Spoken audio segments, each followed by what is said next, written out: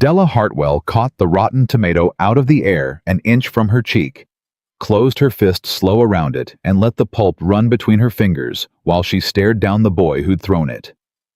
The whole platform went dead quiet. 50 strangers had just watched a woman they'd already decided to despise refuse to blink. "You missed," she said. And somewhere at the back of that crowd stood the man who had paid good money to marry her, and he did not say one single word. Before we go on, if a story about a woman the whole world underestimated stirs something in you, take a moment to subscribe and follow this channel all the way to the end. And tell me in the comments, what town, what city are you watching from tonight? I want to see just how far Della's story travels across this country. The boy who threw the tomato was maybe 17, all knees and grin, and now he had nothing to grin about. "I said you missed," Della repeated. She opened her hand and let the ruined thing drop onto the boards between them. "You want to try again? You go on and try. But you'll be picking it out of your own hair before I'm through." Nobody laughed at that part. They'd laughed at everything else. From the second the train doors opened and she came down the iron steps, one hand gripping the rail because the drop was steep, and she was a big woman, and she knew better than to pretend otherwise, they had laughed. A ripple of it. Behind hands. Behind fans. 2 women in good dresses turned to each other and whispered, and one of them said, not quiet enough, "Lord have mercy, is that her?" Bitter Creek, Wyoming, spring of 1884, and the whole town had turned out to watch the Rourke wedding come rolling in on the noon train. They had expected something. They just hadn't expected her. "Nathan Rourke's bride," a man in a bowler said loud to the fellow beside him. "Reckon he ordered by the pound." That got a roar. Della heard it. She heard all of it. She had spent 29 years learning to hear that kind of thing the way you learn to hear a rattlesnake early, and without letting your face change.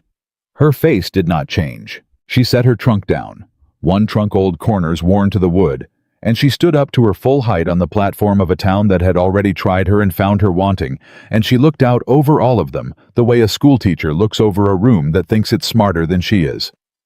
"Which one of you is Mr. Rourke?" she said. Silence. "I've come a long way," Della said. "Ohio to Wyoming is a long way, gentlemen.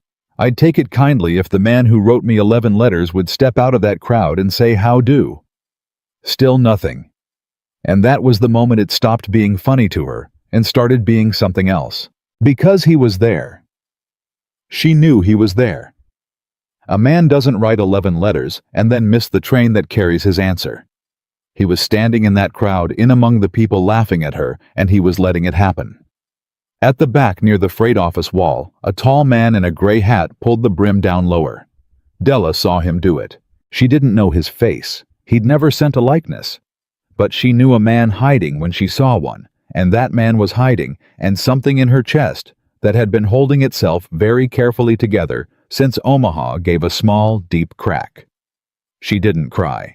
She had promised herself somewhere around Nebraska that whatever waited for her at the end of this line, she would not give it her tears in the first hour. Instead, she bent and she picked up her trunk. The whole thing, dragging it up against her hip, the way a body does when there's nobody offering to carry it, and she started walking. Straight down the middle of that platform. Straight at the crowd. They parted for her. People always parted. That was one thing about being her size in a mean little town. Folks would insult you all day long, but they'd still step back so you could pass like you were weather. She got to the edge of the boardwalk before a voice stopped her. "Ma'am." Just that. One word. Low. She turned. The tall man in the gray hat had pushed off the freight wall. He came forward, slow hat in his hands now, and up close he was older than his letters had sounded 36. If he was a day, sun-cut around the eyes, big through the shoulders, in the way of a man who worked. He had a good face. That was the worst part.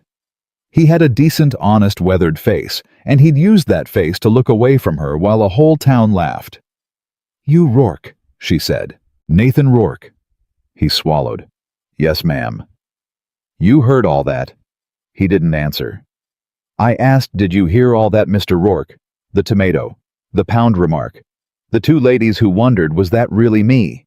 You standing right there against that wall. You heard it. Yes, ma'am, I heard it. And you waited. The muscle in his jaw worked. I did.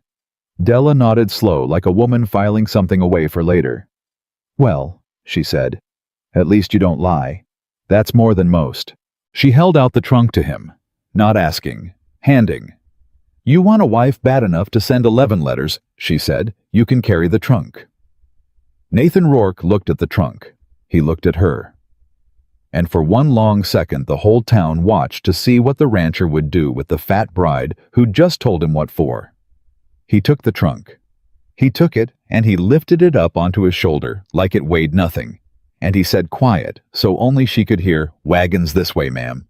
And they walked off the platform together, and behind them the laughter had gone strange and thin. Because it is one thing to laugh at a woman who folds, and quite another to laugh at one who doesn't.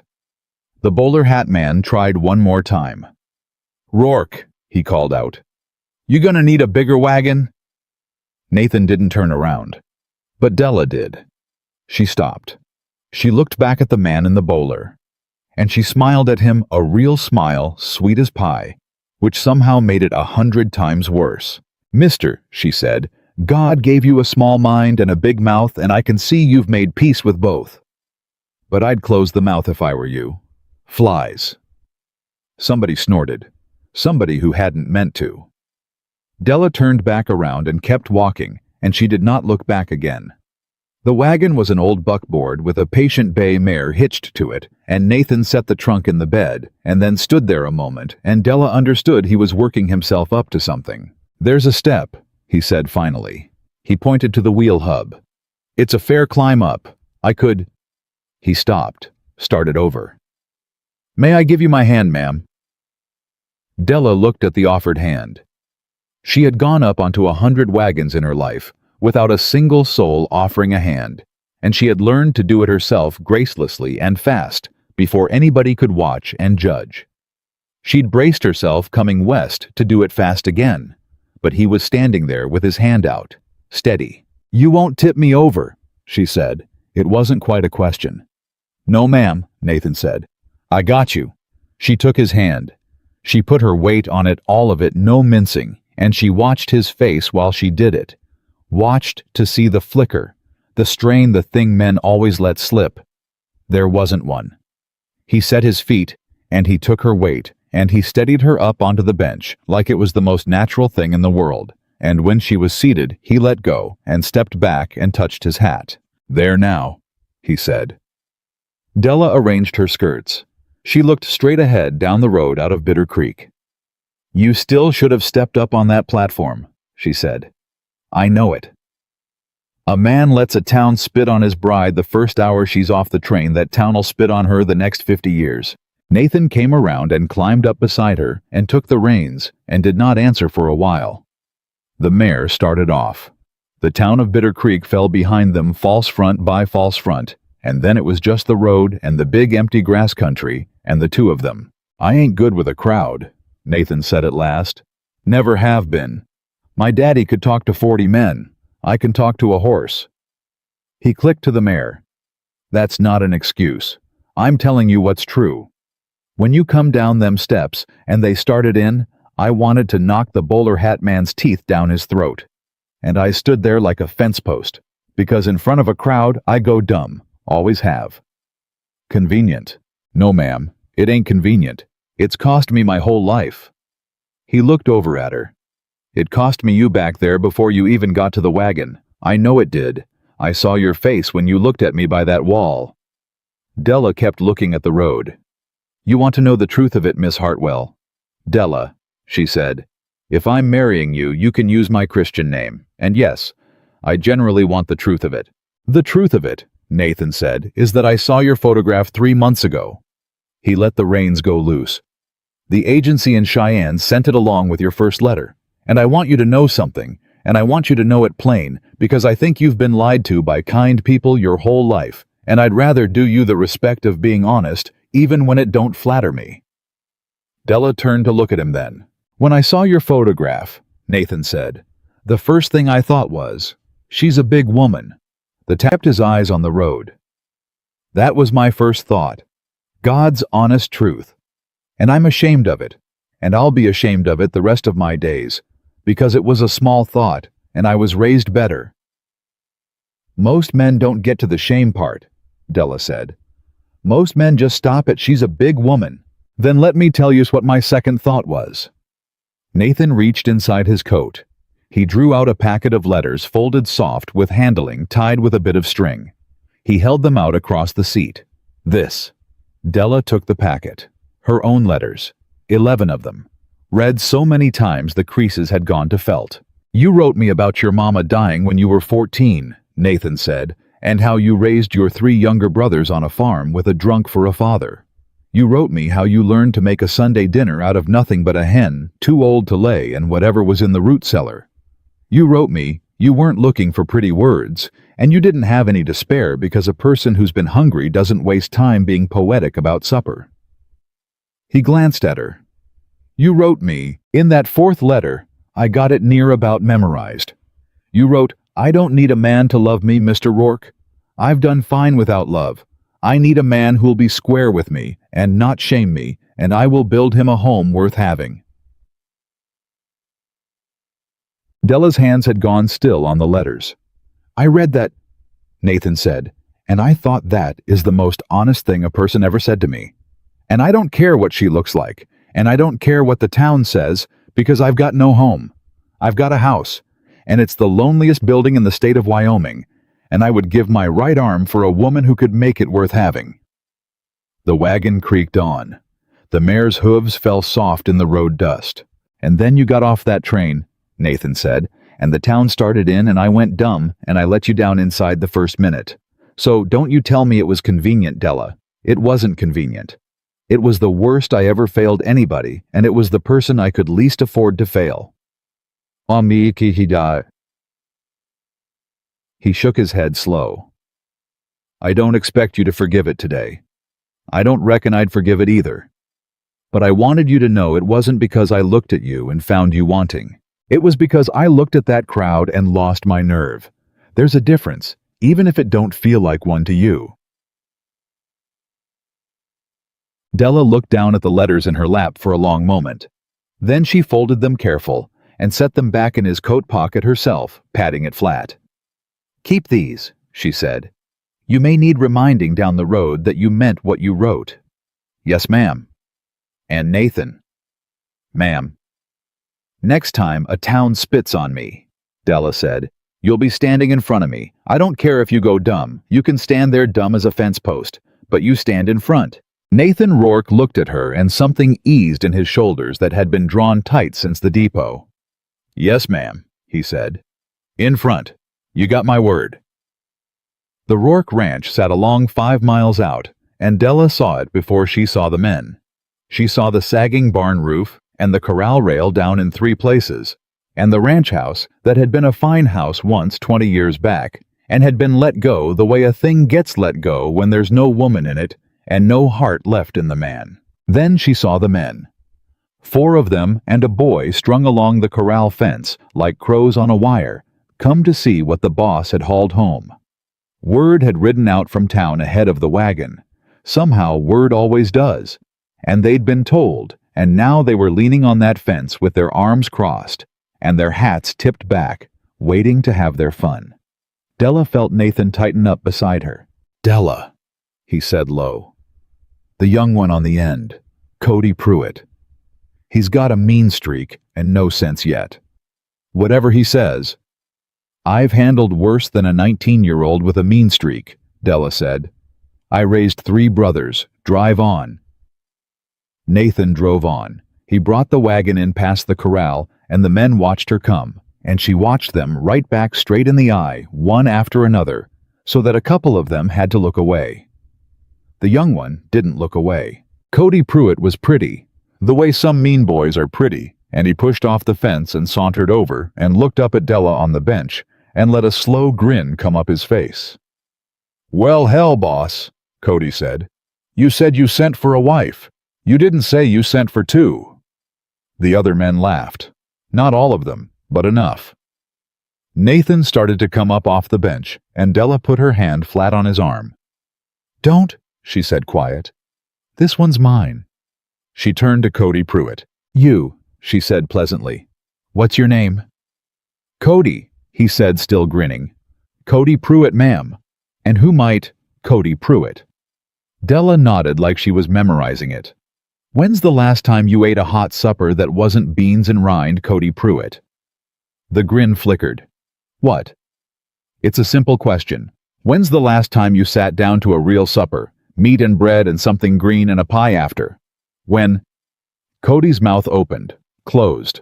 "Because I'll tell you what I see," Della said, and now she wasn't pleasant anymore. She was just plain and level and true, and it landed harder than shouting.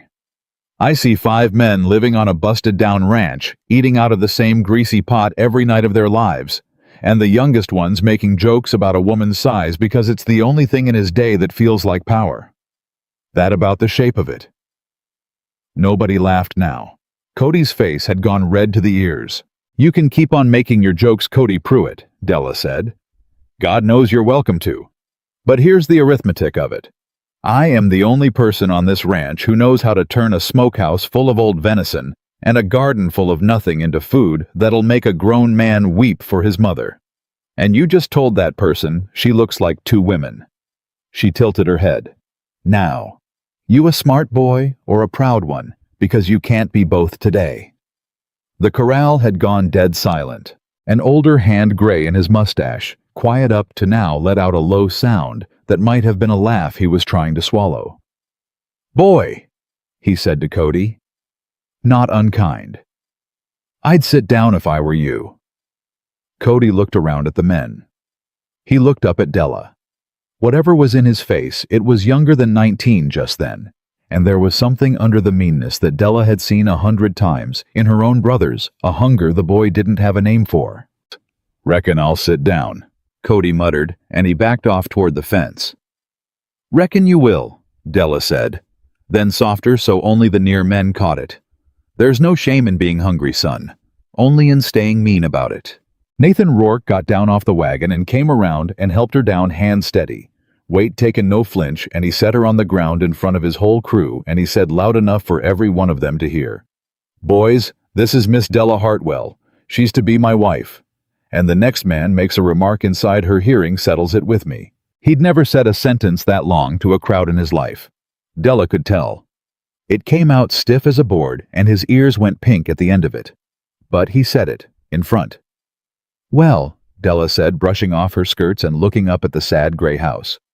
"Somebody show me the kitchen, and somebody else fetch me an apron if there's such a thing on this whole ranch, which I doubt. Supper's in 3 hours, and there's a smokehouse I mean to raid." The kitchen was worse than she'd feared, and she'd feared plenty. She stood in the doorway and took it in the cold, dead stove. The shelves gone to grease the flour bin with weevils in it. A table you could have grown potatoes on for all the dirt in the cracks. And she did not say one word about it. That was a thing she'd learned young. You don't shame a man for his kitchen. You just fix it. Shame doesn't cook. "Nathan," she said. "That smokehouse, what's in it?" "Venison," Nathan said, hovering in the doorway like he wasn't sure he was allowed in his own kitchen anymore. "Some. A side of bacon gone mostly to salt. Old Amos shot a couple pronghorn back in. Amos, the gray mustache one. Yes'm. Amos Kettle. Been with my daddy's outfit 30 years. Send him in. He's the only one of you not scared of me, and I need somebody who isn't scared of me." She was already rolling her sleeves past the elbow. "And I need that stove lit, and I need water hauled, and I need the boy Cody, I need him too." "Cody," Nathan said. "Della, that boy just—" "I know what that boy just did." Della found a rag wetted and started in on the table with the flat of her arm and her whole shoulder behind it. "That's exactly why I need him in here where I can see him. You leave a hungry, mean boy alone in the bunkhouse to stew, he stays mean. You put him to work peeling potatoes for the woman he insulted, he's got nowhere to put the meanness. It's got to go somewhere. Might as well go into the potatoes." She glanced up. "I raised 3 of him, Nathan. Trust me a little." Nathan looked at her. This big, plain-spoken woman, who'd been off his train elbow-deep in his filthy kitchen, already ordering his men around like she'd run the place for 20 years, and something moved across his weathered face that Della didn't have time to read. "Yes, ma'am," he said, and went to fetch Amos and the boy. What happened in that kitchen over the next 3 hours, the men of the Rourke Ranch would tell and retell for the rest of their lives. Amos Kettle came in first hat off wary, and Della put a knife in his hand and a haunch of venison in front of him and asked him, did he know how to cut a roast off the bone without wasting half of it? And Amos, 30 years a cowhand, never once asked to do a domestic thing. Said, "I reckon I can figure it, ma'am," and set to it. And within 10 minutes, the two of them were talking like old neighbors.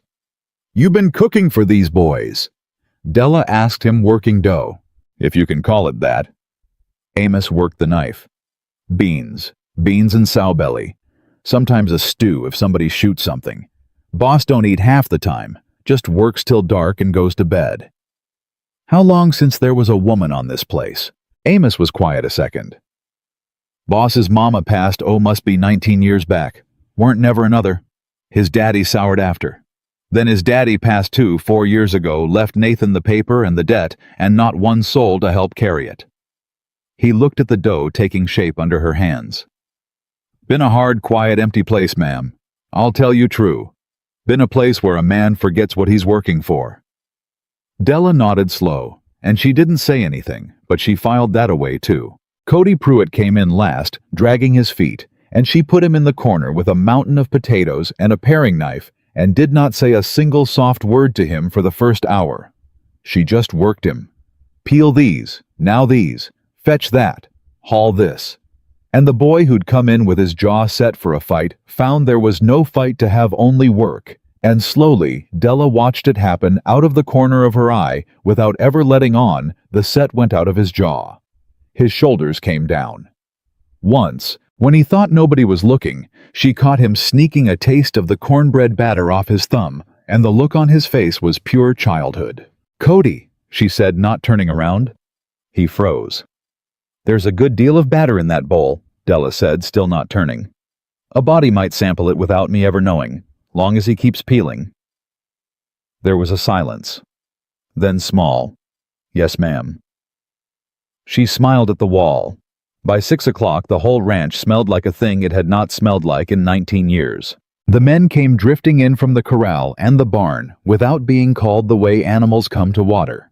They stood in the yard, and then on the porch, and then in the doorway, hats in their hands, not saying anything, just breathing it in: roast venison and gravy and fresh bread, and something with cinnamon in it, and Della moving through the middle of it in a borrowed apron with flour to her elbows and her sleeves rolled up, calling out to Amos to mind the roast, and to Cody to set the plates, and to Nathan, who'd come in and just stood there like a man in a church, to sit down before he fell down. They sat.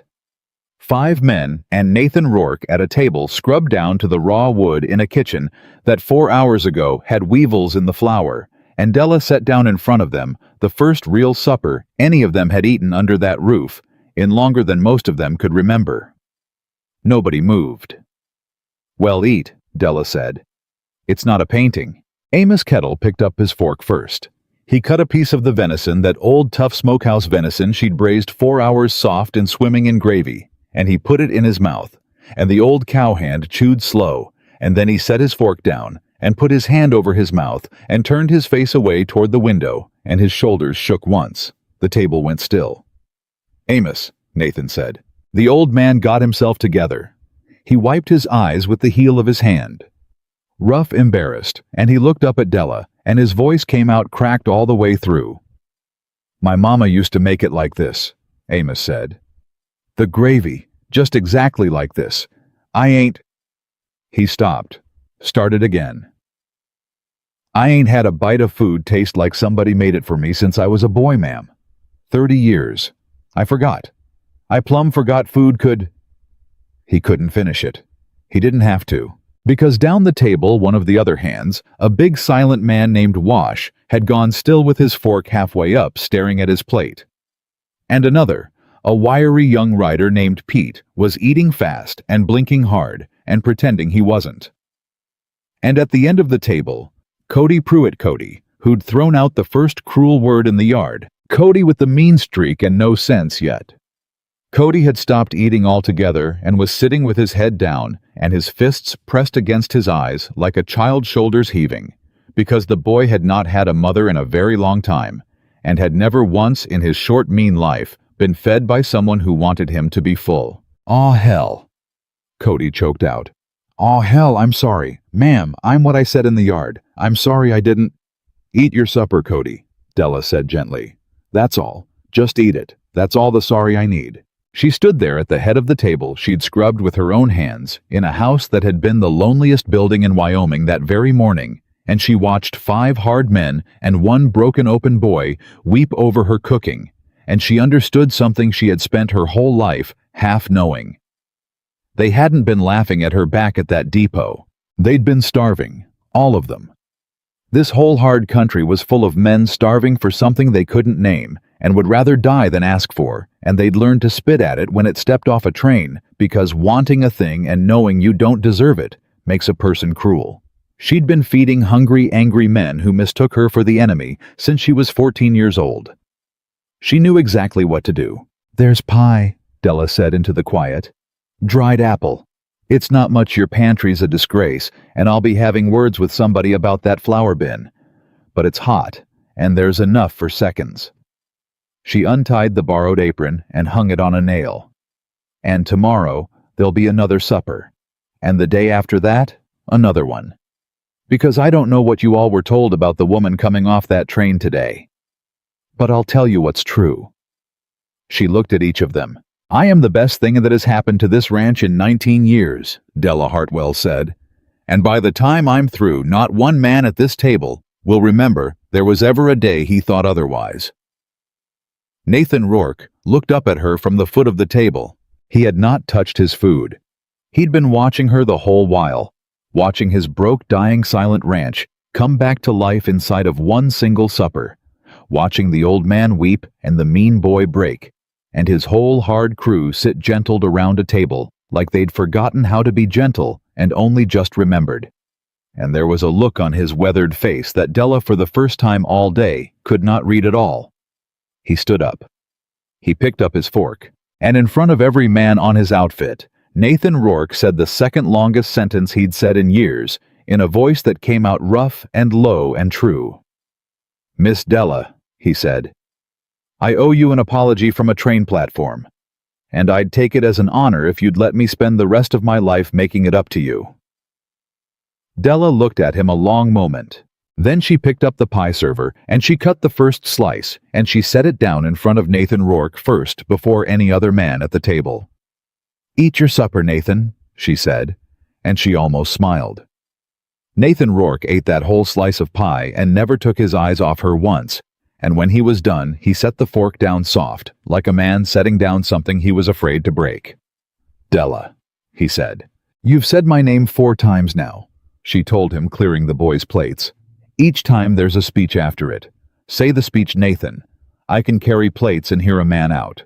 Around the table the hands were still hushed, still shy the way men get after they've been caught crying, and Amos Kettle was pretending very hard to be interested in the bottom of his coffee cup. "I sent for a wife," Nathan said slow, "through the paper, because I needed one. I ain't going to pretty that up for you. You already told me you didn't want it prettied up." He turned his cup in a circle on the raw wood. "But I want to say plain in front of these men, so there's no confusion later, and no man on this outfit can ever say he didn't hear it. When we stand up in front of the preacher Sunday, I mean it for real. Not a paper marriage, not a housekeeper I put a ring on. A wife. If you'll have a man who let you down inside your first hour in this country." The kitchen was dead quiet. Della set the stack of plates down in the wash basin. She turned around and dried her hands on the borrowed apron and looked at him a long moment, and she could feel the boys holding their breath. Every one of them, this crew of hard-broke men, suddenly invested in the answer, like it was their own hearts hanging out there. "I'll have you," Della said, "but I'll tell you the terms." "Name 'em." "You already know the first. You stand in front. I gave you my word on the road. It holds." "The second." She folded the apron over her arm. I don't come into a marriage as a guest in the house. When I marry you, I marry this whole broke-down ranch, every acre and every debt, and I mean to know all of it. The land, the cattle count, the books. She saw it, the flinch, small, quick, gone. She saw it and she filed it. You keep books, Nathan. There's a ledger, Nathan said. There's a ledger, Della repeated. That's not the same as you keep books. Which is it? There's a ledger, Nathan said again, and his ears had gone that color again, and Amos Kettle got up very suddenly and announced he'd best go see about the horses, and two of the other men decided the horses needed seeing about as well, and inside of 10 seconds, Della and Nathan had the kitchen to themselves, and a room full of men fleeing the word books like it was a fire. Della watched them go. Then she pulled out the chair beside Nathan and lowered herself into it, and up close, she could see how tired the man was. Tired down under the tired, the kind that sleep doesn't touch. How bad, she said. Not unkind. Just level. Della. How bad, Nathan? You want a real wife? This is what a real wife is. She's the one you tell how bad. Everybody else in your life you get to lie to, not her. So, how bad? Nathan Rourke put both his big hands flat on the table and looked at them. I owe $1,100, he said, on a note that comes due in the fall. Della kept her face still. $1,100 in the Wyoming Territory in the spring of 1884 was not a debt. It was a grave. Owe it to who? She said. The bank in Bitter Creek held the paper. My daddy borrowed against the land 4 years back, the year the cattle prices crashed, trying to keep the outfit whole. Nathan's jaw worked. Then he died and left me the note. I've been chipping at it. Sold off the good breeding stock 2 years running just to make the interest. That's why the outfit's gone thin. That's why the hands quit, all but the ones you met, all but the ones too old or too young or too stubborn to leave. I couldn't pay him regular. Amos ain't drawn a full month's wage since Christmas, and he stays anyhow, and it about kills me every time I look at him. The bank held the paper, Della said, catching the word. Held, past tense. Nathan looked up at her sharp. You don't miss much. I raised 3 brothers and a drunk. You learn to hear the word a man leans on. She leaned in. Who holds it now, Nathan? And for a second she thought he wasn't going to say it. She watched him weigh it, the shame of it, the size of it. And then he said the name, and he said it the way a man says the name of the thing that's been eating him alive in the dark. Silas Vane. Della waited. And Silas Vane is the biggest rancher in this whole valley. 20,000 acres of the best grass in the territory, a house in town with glass windows, shipped from Chicago, and every man of standing in Bitter Creek in his pocket, including the banker who sold him my note 6 weeks ago without ever telling me to my face. Nathan's hands had closed into fists on the table. I found out from the feed store. From a clerk. That's how I learned the man who wants me gone bought up the debt that could make me gone. Wants you gone, Della said. Why? Water. That one word. He said it and let it sit. There's a creek runs through my north section, Nathan said. Iron Creek. Runs year-round even in a dry summer, comes up out of the hills from a spring nobody's ever found the head of. It's why my granddaddy staked this ground in the first place, not the grass, the water. In a country like this, water's the only thing that's really worth a damn. Grass burns, cattle die, money comes and goes. But a man who owns the water in a dry country owns everything downstream of it. He looked at her. Silas Vane's 20,000 acres sit downstream of my creek. In a good year, it don't matter, there's rain enough for all. But this ain't shaping up to be a good year, Della. The old-timer's been saying it since the snowmelt come early and thin. Amos says the grass is already curling in April, and he ain't seen that but twice in 50 years, and both times half the valley starved. Della sat very still. So Silas Vane doesn't just want your land, she said slowly. He wants your water before the drought hits, and he bought your father's debt so that when the note comes due in the fall and you can't pay it, he takes the whole outfit for pennies, Nathan finished. Land, water, and all, legal as Sunday. And there's not a soul in Bitter Creek will lift a hand against him because he owns the bank and the feed store owes him, and half the town works his range, and the other half's scared to cross him. He shook his head. That's the ranch I married you on to, Della. That's the home I promised you. A dying outfit with a rich man's boot already on its throat, and a fall coming that neither one of us can pay our way out of. For a long moment, the only sound was the tick of the cooling stove.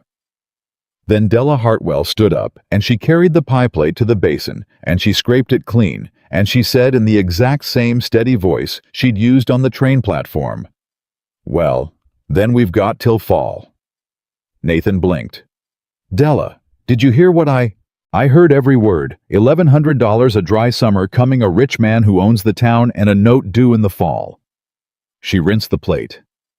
"I heard it, and I'll tell you what I heard underneath it, Nathan Rourke, which is a man who's been carrying this alone in the dark for 4 years and had decided he was going to lose. You've already grieved this ranch. I can hear it in you. You've said goodbye to it in your heart already." Nathan didn't answer, which was an answer. "So here's the thing, you married and didn't know it," Della said, drying the plate, setting it on the shelf, turning around to face him. "I have never in my life had the luxury of deciding I was going to lose. When my mama died, I had 3 little boys to feed, and a father drunk in the barn, and not one thin dime.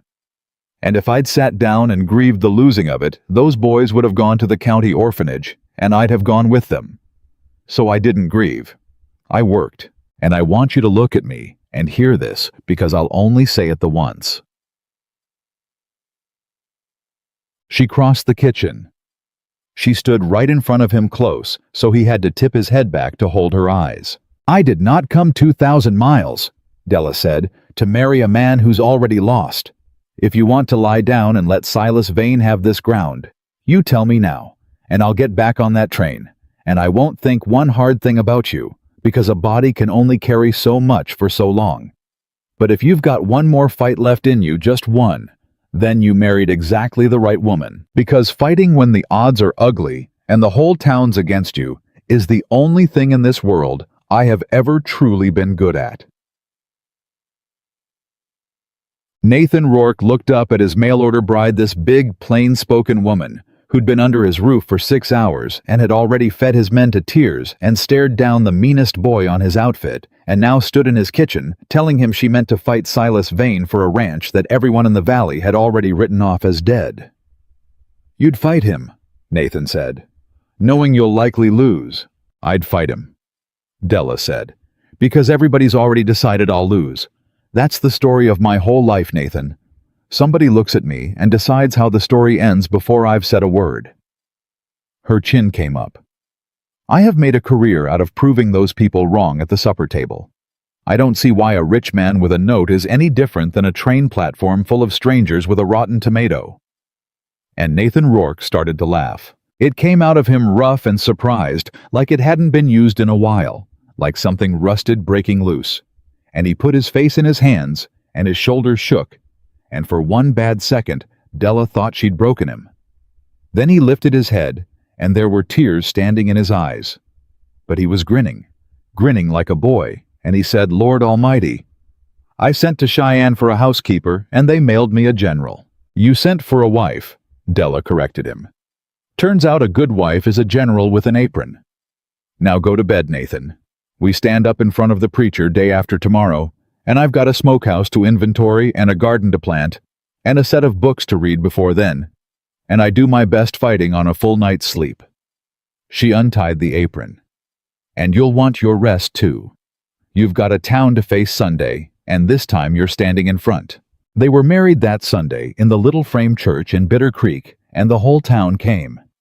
They came the way people come to see a fire, not to help to watch. They filled up the pews and lined the back wall and spilled out the doors, and the whisper went through them like wind through dry grass. When Della came up the aisle, in the one good dress she owned, gray poplin plain pressed sharp, her hair done up neat, her chin level, she heard the whispers. Of course she heard them. That's her. That's the Rourke bride. Lord, she's even bigger up close. What was he thinking? Desperate, that's what. A man that broke can't be choosy. But this time when the whispers rose, Nathan Rourke turned around at the front of that church and looked out over the whole town, and he did not go dumb.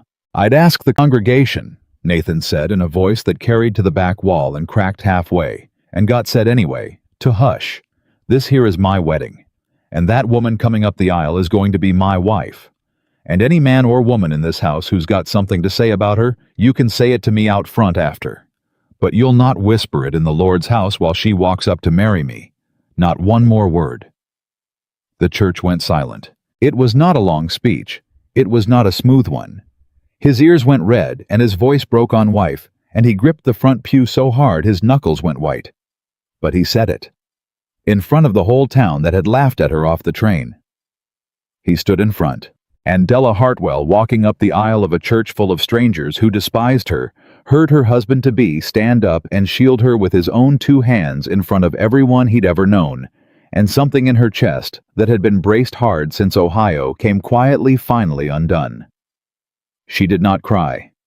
But it was a near thing, and Nathan saw it in her face, and when she reached the front, he took both her hands in his and held them steady, and did not let go until the preacher told him to.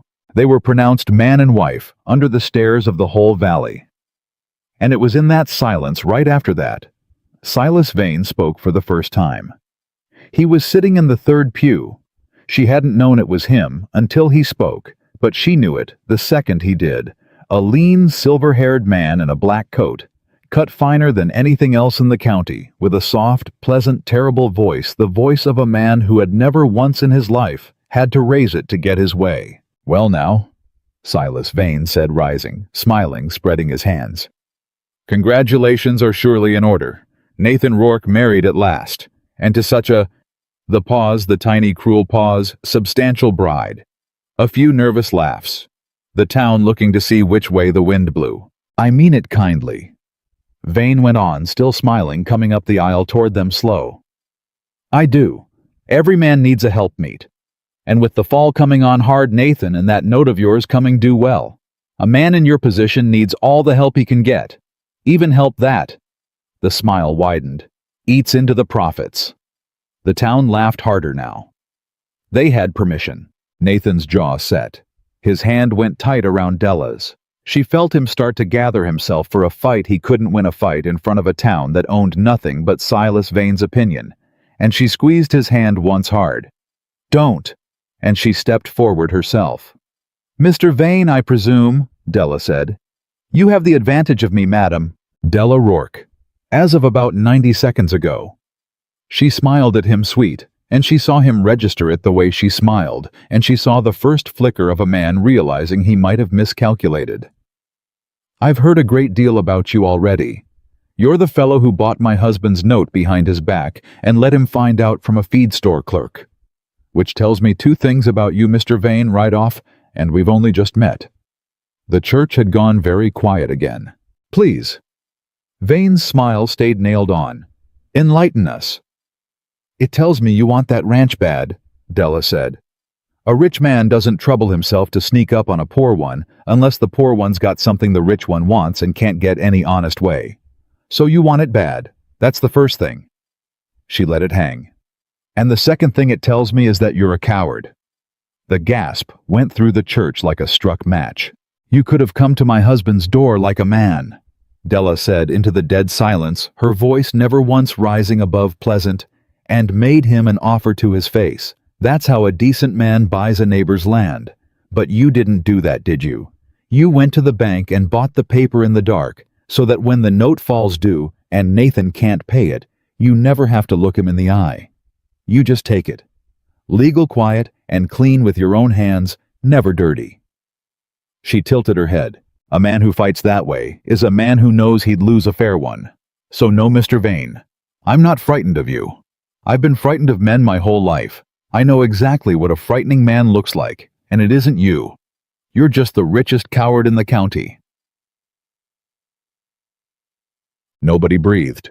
Silas Vane's smile did not fall so much as freeze, go rigid, turn to something with no warmth left in it at all. And in that moment, Della saw the real man under the pleasant one, and she understood that she had just made an enemy for life, and she did not care one bit.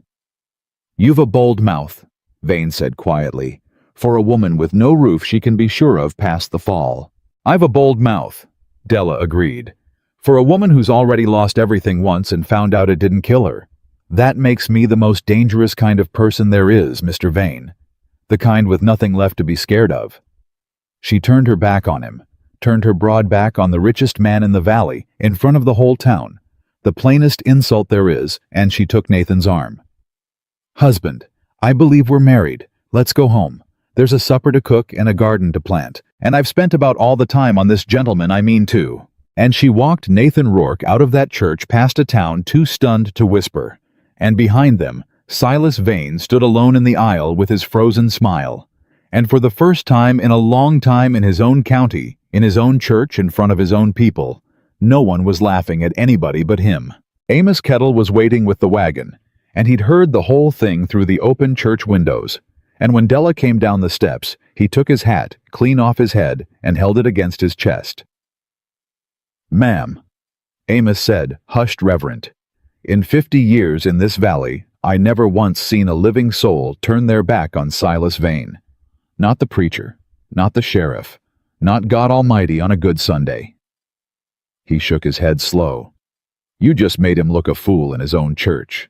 I made him look what he is, Della said, letting Nathan hand her up onto the bench. That's different. And Amos... She looked down at the old cowhand. It's going to cost us. A man like that humiliated in public, he doesn't get over it. He gets even. So we've bought ourselves a hard summer with that little speech, and I want you all clear-eyed about it going in. Wouldn't trade it, Amos said. Not for 100 easy summers. That was worth being alive for, ma'am. I mean that. And he put his hat back on and climbed up front and drove them home. And the whole way out, he kept chuckling to himself and shaking his head and muttering richest coward in the county, like a man who'd found religion. The trouble started 3 days after the wedding, and it came exactly the way Della had warned it would. Cody Pruitt rode into town for flour and nails, and came back with a split lip and a story. Weren't my fault, Cody said before anybody'd asked, dabbing his mouth with his sleeve, and Della took one look at him and set down her spoon and came around the table. Sit, she said. Amos wet a cloth. Now Cody. From the start, slow. It was Vane's men, Cody said. 2 of 'em. That big fella Dutch and another one. They was at the feed store when I come in, and Dutch, he starts in loud so the whole store can hear. Starts in on you, ma'am. Calls you. The boy stopped. His jaw worked. He'd been near this same boy who'd thrown out cruel words in the yard a week ago, and now he couldn't even repeat one. Calls you things. Ugly things. Says the Rourke outfit's finished. Says come fall, you'll be back on the train, and Nathan'll be working for Vane like a whipped dog. And He looked down. I told him to shut his mouth, and he laughed and said, what's a Rourke pup going to do about it? So I showed him. You hit a grown man twice your size, Nathan said over words. Over her words, Cody shot back, and then he flushed red to the ears and stared at the floor. She fed us, boss. First night. When I said what I said in the yard, and she could have thrown me off the place, and instead she put me to peeling potatoes and told me there weren't no shame in being hungry, only in staying mean about it. He was still staring at the floor. Ain't nobody said a kind thing to me since my mama passed, so Dutch can call me a pup all he wants. But he don't get to say those things about her.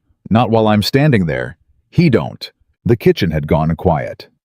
Della crossed to the boy and took his chin in her hand and tipped his face up and looked at the split lip, and then she looked at his eyes, and what she saw there made her have to swallow before she could speak. Cody Pruitt, she said, you listen to me.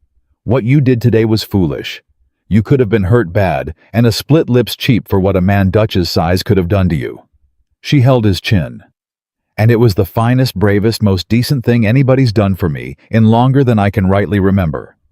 Both those things are true at once. Do you hear me? Cody's eyes had gone bright. Yes, ma'am. You've got a good heart under all that meanness you came in with. I knew it the first night watching you sneak that batter. A small smile. But I need you to be smart, not just brave, because I've buried enough people I loved, and I don't intend to bury a boy for throwing punches at Vane's hired men. So next time Dutch runs his mouth, you let him. You hear? You let him talk, and you come home and tell me, and I'll deal with Silas Vane. That's a grown woman's fight, not a 19-year-old's. She let go his chin. But I'll tell you what you'll do first right now, before your lip even scabs over. What's that, ma'am? You'll come sit at my table and let me feed you, Della said, because a boy who'll take a beating to defend my name has earned every good thing I've got in that pot, and then some. And she sat Cody Pruitt down and filled his plate high, and the boy ate with his split lip and his bright eyes. And somewhere in the eating, he stopped being the mean boy from the yard entirely, and became without any of them quite marking the moment one of Della's own. That was the shape of the summer's beginning, and it moved fast after that. Della did not wait for Silas Vane to make the next move. She made it herself. She went to work on the ranch like a woman possessed, and she pulled every man on the outfit into the work with her. And inside of 3 weeks, she had done what 4 years of Nathan's quiet grieving had not. She got the garden in 2 acres of it. Potatoes and beans and squash and greens, more than a family could eat, planted deliberate for surplus. She raided the smokehouse and reorganized it, and taught Amos and Wash how to properly cure and store, so nothing rotted, nothing wasted. She counted the chickens and found the ranch had 30-odd laying hens. Nobody was minding. Running half wild, and she gathered the eggs herself, and there were dozens a day going to nothing. And then she started selling. That was the thing none of them saw coming. That was the twist that turned the whole summer. Della loaded up the wagon one Saturday with the surplus eggs and butter she'd churned, and jars of preserves she'd put up from the wild plums along the creek, and fresh bread loaf after loaf. And she drove into Bitter Creek herself alone. The fat bride the whole town had laughed at, and she set up on the boardwalk in front of the mercantile without asking anyone's permission, and she started to sell fresh eggs. Della called out level and clear to a town that had thrown a tomato at her. Butter churned yesterday. Plum preserves, wild plum, nothing store-bought about it. Bread out of my oven this morning, still got the warm in it. Come see. At first, nobody came. Of course, nobody came. They walked past with their noses up the good women of Bitter Creek, and one of them, one of the two who'd whispered on the platform, sniffed loud and said to her friend, meant to be heard, "The nerve. Selling on the street like a common. 2 cents an egg," Della said pleasantly.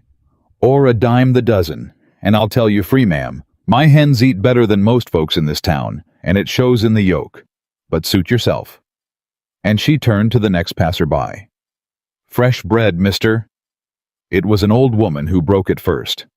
A bent, gray, sharp-eyed old woman with a cane came shuffling up while the others hung back, and she looked at the bread, and she looked at Della, and she said, "That bread got lard in the crust or butter." "Butter, ma'am. Lard's for pie. Bread gets butter," the old woman grunted. "My mother made it with butter. Nobody makes it with butter no more. Everybody's too cheap."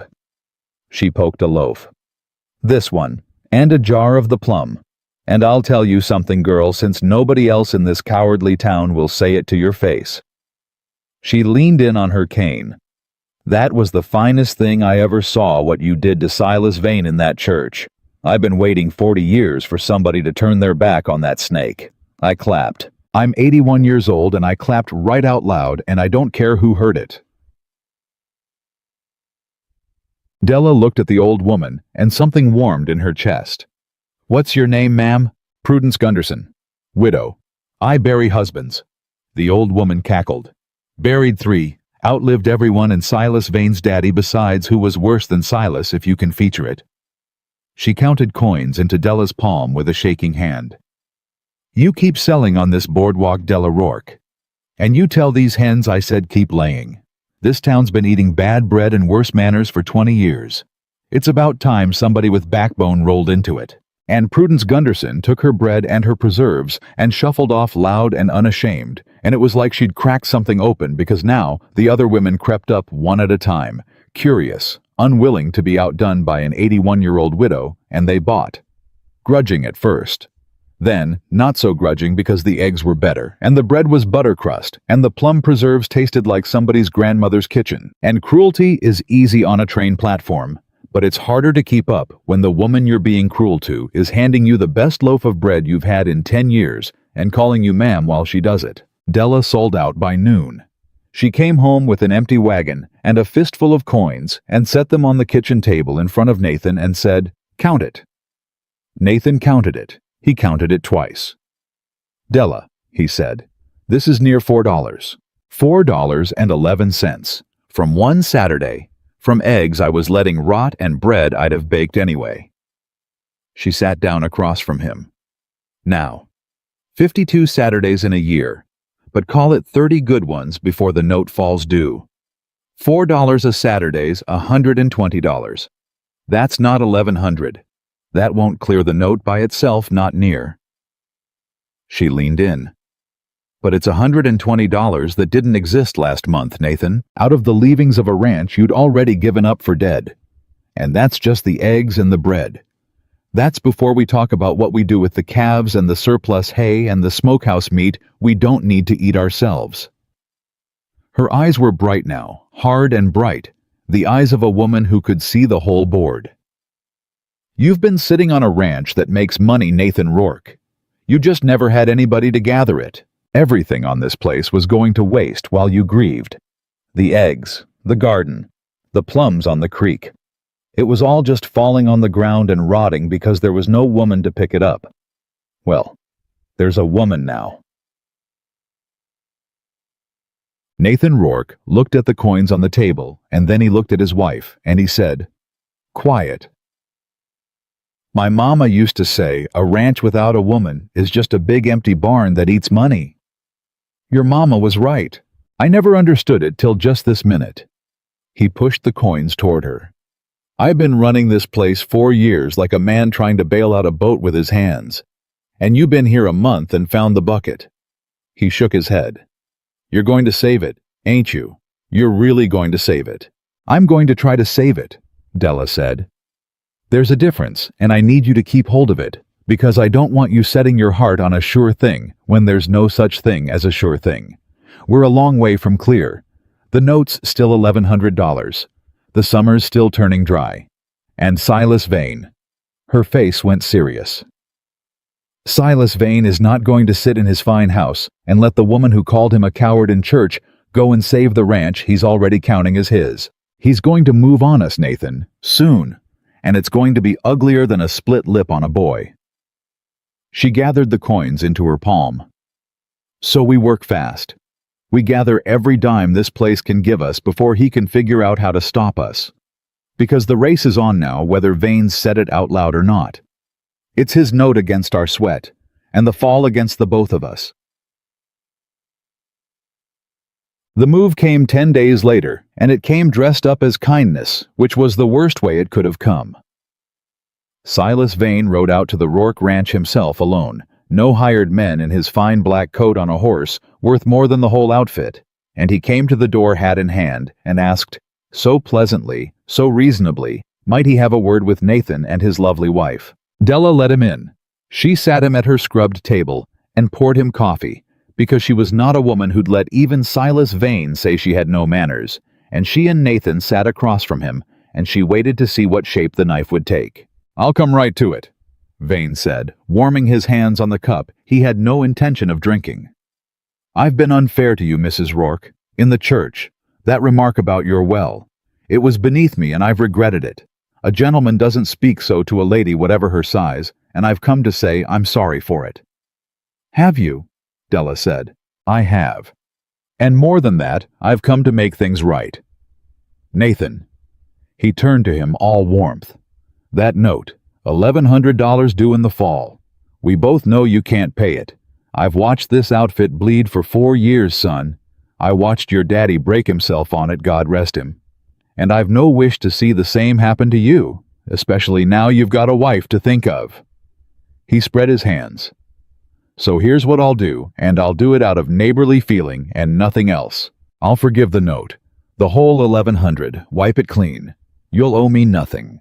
Nathan went still. "In exchange," Vane continued smoothly, "for the north section. Just the north section, mind. The rest of the ranch stays yours free and clear, no debt on it, and you keep your house and your grass and enough land to run a modest outfit and live out your days in peace. I only want the north section. Come now. $1,100 of debt gone in exchange for a stretch of ground you can barely use. It's the most generous offer any man in this valley will ever make you. Take it, Nathan, and be free. And Della watched her husband's face, and she watched hope come up in it. Naked, terrible hope, the hope of a man who'd been drowning for 4 years, being told he could stop. And she understood in one cold instant exactly how close she was to losing everything. Because the north section was where Iron Creek ran. Nathan, Della said quietly. Don't answer yet.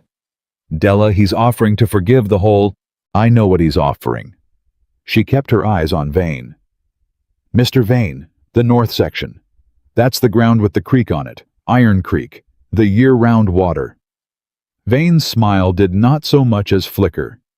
It runs through there, yes, part of it. Worthless ground otherwise. Too broken for grazing. You'd be trading rock and a trickle for freedom from $1,100 of debt. A trickle, Della repeated. Iron Creek's a trickle. In a dry year, hardly even that. Then why, Della said, does the richest man in the valley with 20,000 acres want it so bad he'll forgive $1,100 to get it? A trickle of worthless water on broken rock. Why Mr. Vane does that, keep you up at night. The silence in the kitchen went taut as a wire. Vane's eyes came to her, and the warmth had gone out of them entirely, and there it was, again, the real man under the pleasant one. The frozen thing she'd seen in the church. You're a clever woman, Mrs. Rourke, Vane said softly. Too clever maybe for your own good. A clever woman ought to know when a thing is over. This ranch is over. You can drag it out to the fall and lose everything, or you can take my hand today and keep your home. He set the coffee down untouched. I'll give you both till the end of the month to decide. After that, the offer's gone and we go back to the note and the note falls due in the fall, and then there's no offer at all. There's just the law, and the law is on my side, and you'll have nothing. He stood, and he put his hat on. Think hard, both of you. A generous offer only comes the once. He was almost to the door when Della spoke. Mr. Vane. He turned. The answer's no, Della said. Nathan's head came around. Della, the answer's no, she said again, standing up, and her voice was as level as it had been on the train platform, as level as it had been in the church. You'll not have Iron Creek, not for $1,100, not for $11,000. Because you and I both know that water's the only thing in this valley worth a damn in a dry year, and you and I both know a dry year's coming, and you and I both know that the day you own that creek, you own every ranch downstream of it and every family on them, and you'll charge them for water like it was gold, because that's the kind of man you are. She came around the table. You didn't come here out of neighborly feeling. You came here to steal a dying man's water while he was too tired to see straight. Well, he's not alone anymore, Mr. Vane. He married a woman who's read the whole book, and the answer's no. Silas Vane looked at her for a long, cold moment. Then you'll lose the ranch in the fall, he said, and the water with it, and you'll have gained nothing by your cleverness but the pleasure of losing it the hard way. Maybe, Della said, but we'll lose it fighting. And there's a difference between the two, Mr. Vane, though I don't expect a man like you has ever felt it. Good day. You know the road. Silas Vane put his hat on and walked out, and the door shut behind him, and Della stood in the middle of her kitchen with her heart going hard, and Nathan Rourke sat at the table with his face in his hands. Della, he said muffled. He was going to forgive the whole note. $1,100. We'd have been free. We'd have kept the house, Cowboy. And handed him the creek. She sat down beside him, and she took one of his hands away from his face and held it in both of hers. Nathan, look at me. I need you to understand what he was really buying, because you're too honest a man to see how a snake thinks, and I'm not. She held his eyes. He wasn't offering to save you. He was offering to save you cheap. Because he knows what's coming this summer better than either of us men, like Vane always know. They've got the money to know, and he knows that the day the creeks go dry across this valley, the man who owns the last running water owns everything. Every rancher, every homestead, every family with a garden and a cow. He'll own their lives, Nathan, because a man will pay anything, do anything, sell anything when his children are thirsty. That's what Iron Creek is. It's not a trickle. It's the whole valley's throat, and Silas Vane wants his hand around it before the drought closes it up. Nathan stared at her. "And you turned him down," he said slowly. "Which means we've got no way now to clear that note. None. We're back to $1,100 due in the fall, and the eggs and the bread won't cover a fifth of it, and now Vane's not just a rich man who wants our land. He's a rich man we've told no to his face. Twice." He pulled his hand back and pressed it over his eyes. "He'll come for us now with everything he's got, Della. He'll break us before the fall even comes. He'll try," Della said. "He'll do more than try. You don't know him like this valley knows him." "No," Della agreed. "But I know his kind. I've known his kind my whole life. The men who own everything and are frightened of losing one drop of it because the owning is the only thing they've got where their soul should be." She stood, and she went to the window, and she looked out at the dry blue sky that had not given rain in 5 weeks. "And I'll tell you the one thing I know about that creek that Silas Vane doesn't, Nathan. The thing that's going to matter more than the note, or the drought, or any of it when this summer breaks open." Nathan lifted his head. "What?" Della turned around from the window, and her face was strange lit with something Nathan hadn't seen there before. Not fear, not defiance, but the still certain look of a woman who has just understood something enormous. "My father was a drunk and a wreck," Della said. "But before the drink took him, he was a waterman, a douser. He read land and water for the railroads back in Ohio before I was born. And he taught me. Before he fell apart, taught me to read the lay of the ground, the way the grass grows greener along a hidden seam, the way the birds come down at dusk to a spot with no visible water at all." She came toward him. "Nathan, when I walked your north section last week counting your fence, I saw something. Up past where Iron Creek disappears into the rocks, the grass, the way it grows, the way the swallows come down at evening to a dry gully where by rights there's no water at all." Nathan had gone very still. "That spring nobody's ever found the head of," Della said quietly. "The one that feeds Iron Creek up out of the hills. The one that keeps it running year-round when every other creek in this valley dries to dust." She held his eyes. "I think I know where it is, Nathan. I think I know where the water comes from.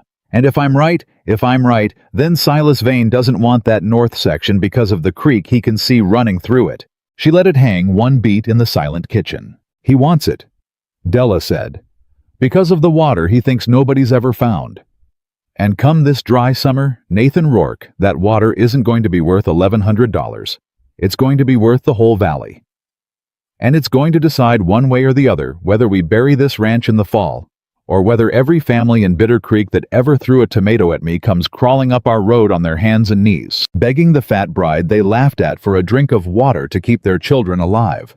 They walked the north section together at first light the next morning before the men were up, just the two of them and a shovel and a length of rope, and Della led the way like a woman who'd been born to that broken ground. "Show me," Nathan said. "Show me what you saw. Walk slow, watch the grass." Della moved up the dry gully where Iron Creek vanished into the rocks.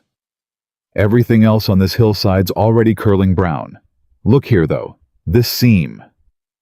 She pointed at a green line running up the slope, thin as a pencil, where the grass grew thick and dark against the dying yellow all around it. "Grass doesn't lie, Nathan. Grass tells you where the water is, even when the water's hiding. My father used to say the earth can't keep a secret from anybody who'll bother to read it. Follow the green." They followed the green. It ran up the gully, faded near, disappeared over a shelf of red rock, and then Della stopped. So sudden Nathan near walked into her. It opened out into a little bench of ground, tucked up under the hills, hidden from below a hollow no man riding the range would ever have reason to climb up into. And that hollow was green.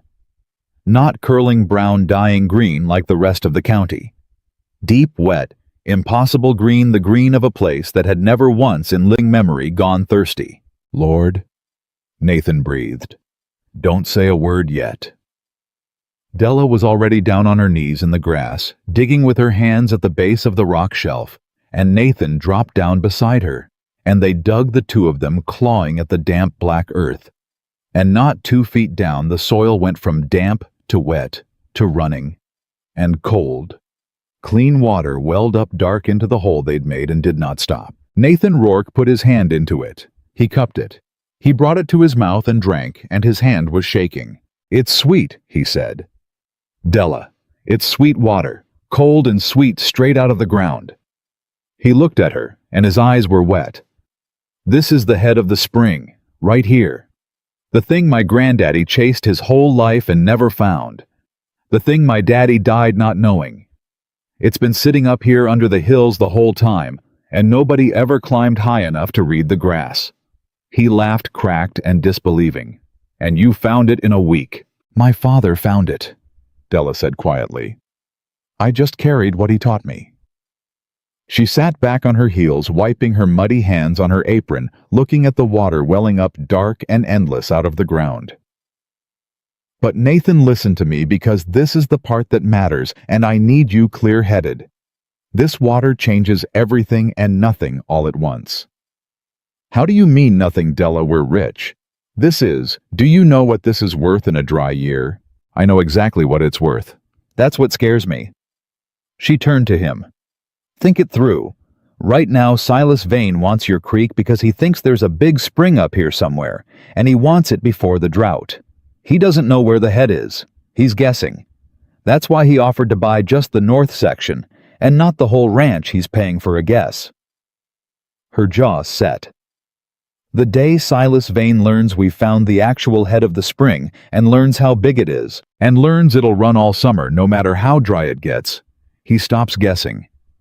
And a man like Vane doesn't lose a fair fight for something this size, Nathan. If he can't buy it and he can't take it legal through the note, he'll take it another way. An uglier way. The kind of way that ends with a ranch burned down and nobody in Bitter Creek ever quite sure who did it." She gripped his arm. "So the water is our salvation and our death sentence, both at once, depending on who finds out about it and when. Nobody hears about this. Not the men. Not Amos. Not one soul in that valley. Not until the day it can save us instead of getting us killed. You understand?" Nathan looked at the water and then at his wife's muddy, fierce, frightened face, and he understood. "Nobody hears," he said. "You got my word. Good." Della hauled herself up, groaning, one hand on the rock. "Now help me fill this hole back in and put the sod over it so it looks like it never was touched. And then we go back down, and we go on exactly like before, selling eggs, minding the garden, working the outfit, and we wait. Because I'll tell you the truth of it, Nathan. We can't clear the note by fall, not even with this water. We haven't the money and we haven't the time. So this ranch is going to come down to one single day, this summer. One day when the drought breaks, the valley open, and every family in it is dying of thirst, and on that day, this hole in the ground is going to be the most powerful thing in the whole territory of Wyoming." She looked at him. "And when that day comes, the question won't be whether we can beat Silas Vane. The question will be whether we're the kind of people who'd let a valley full of folks who despised us die of thirst just to spite them. And I already know my answer. I just hope when the day comes, it's yours too." The drought came in July, and it came all at once, the way a fever breaks the wrong direction. The last of the spring rains had fallen in early June, thin and grudging, and after that the sky simply closed up like a fist.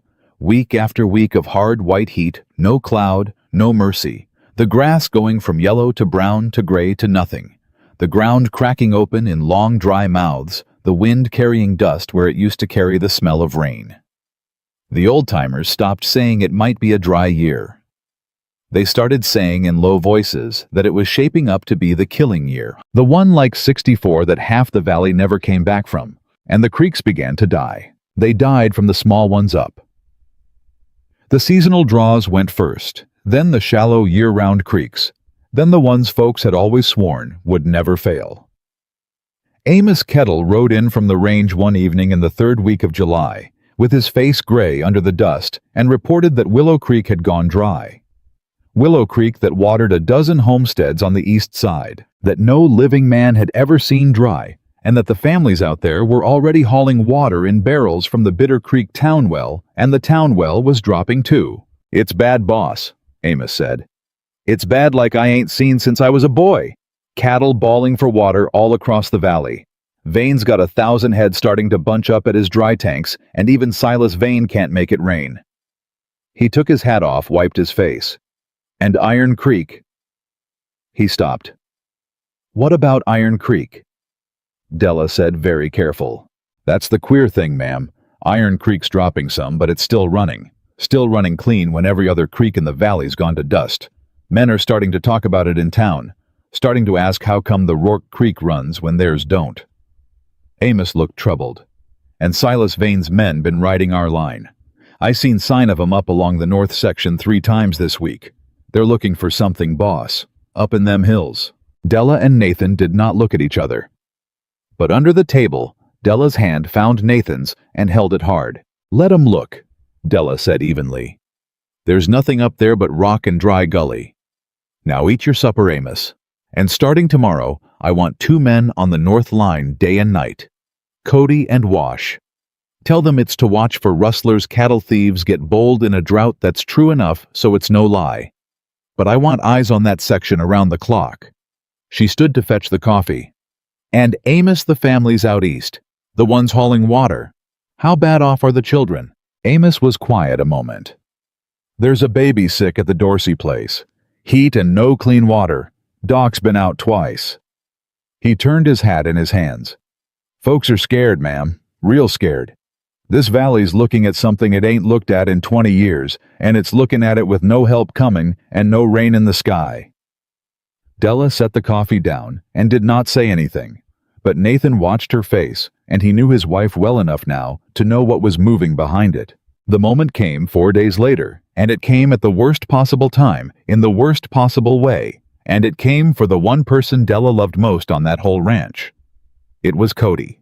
He'd been on the north line 2 nights running, him and Wash trading off, and on the 3rd night, Wash took a fever from the heat, and Della sent him to bed, and Cody said he'd stand the watch alone. Just the once he'd be fine, and Della had let him because the boy had grown 10 feet tall that summer, and she'd stopped being able to tell him no about the ranch he loved. She should have told him no. Wash came pounding on the ranch house door at 3 in the morning fever and all wild-eyed. "It's Cody," he gasped. "I couldn't sleep, went up to spell him early, and his horse come back down the trail alone, saddle empty, blood on the horn." Della was up and dressed and out the door before Nathan had his boots on. They found the boy at the foot of the red rock shelf at the very mouth of the hidden hollow, and for one terrible moment, Della thought he was dead. He lay crumpled where he'd fallen, and there was blood dark on the rocks, and when she dropped down beside him and got her hands on him, he was cold and still, and she could not find the breathing. "Cody!" She had him by the shoulders. "Cody Pruitt! You look at me. You open your eyes and look at me. Right now, you hear? Don't you dare. Don't you dare after all this. Open your eyes." And the boy's eyes fluttered and opened and found her face, and he tried to say something and coughed blood instead. "He's alive," Della said, and her voice broke clean in half on it. "Nathan, he's alive. Get him up. Careful, careful. His head, mind, his head." They got him down the mountain in the gray before dawn. Cody laid across Nathan's saddle, and Nathan walking leading the horse, and Della walking on the other side, with the boy's cold hand gripped in both of hers, the whole long way. Talking to him, keeping him with her, because she knew from her mother's dying that a body will let go in the dark if there's no voice holding it here. "You stay with me, Cody Pruitt. You hear my voice, you stay right here with me. You remember that first supper? You remember, you sneaked the batter and I let you. You remember, I said there weren't no shame in being hungry. Well, there's no shame in being scared right now either. But you don't get to leave. You understand me? You don't get to leave me. I've buried enough people. I won't bury you. I won't. And the boy, drifting blood on his mouth, held onto her voice like a rope and did not let go. Doc Pearson came at first light and came out of the room wiping his hands, and his face was grave, but not hopeless. Bad crack to the skull, he said. 2 ribs stove in.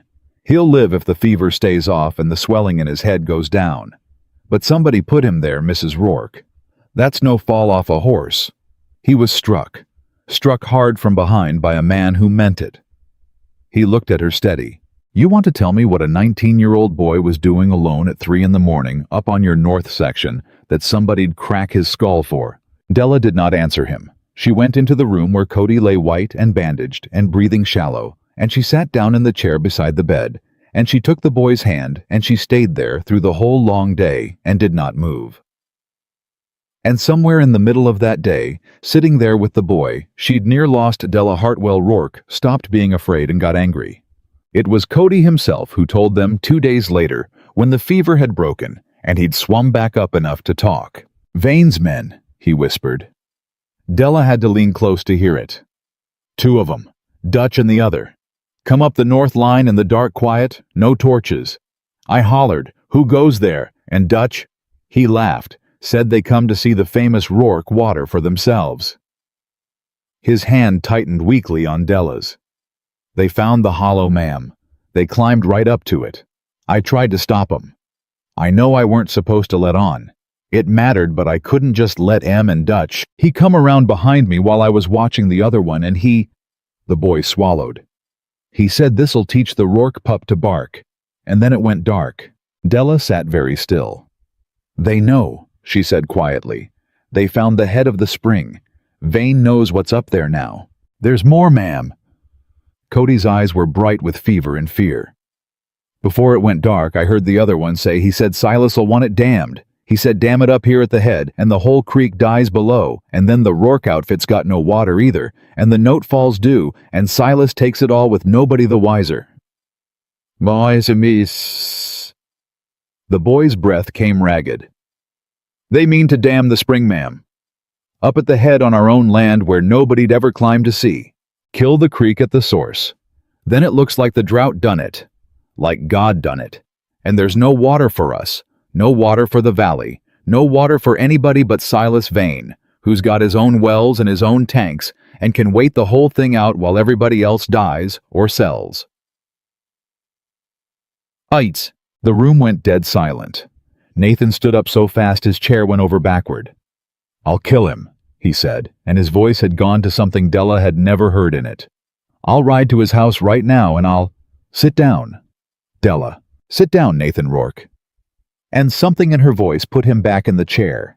She stood up slow from the boy's bedside, and she smoothed Cody's hair back off his bandaged head gentle, and she pressed her lips to his forehead, and when she straightened up, her face had gone to something cold and clear and terrible.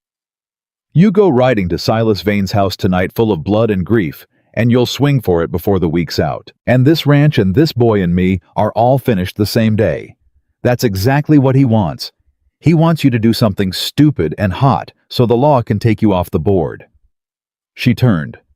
No. We don't fight Silas Vane the way Silas Vane wants to be fought. We fight him the way he's most afraid of. In the daylight. In front of the whole valley. Where he can't hide. How? Nathan said. How do we fight a man who owns the town, owns the bank, owns the law, and just tried to murder a boy over a spring? Nobody but us knows we even own...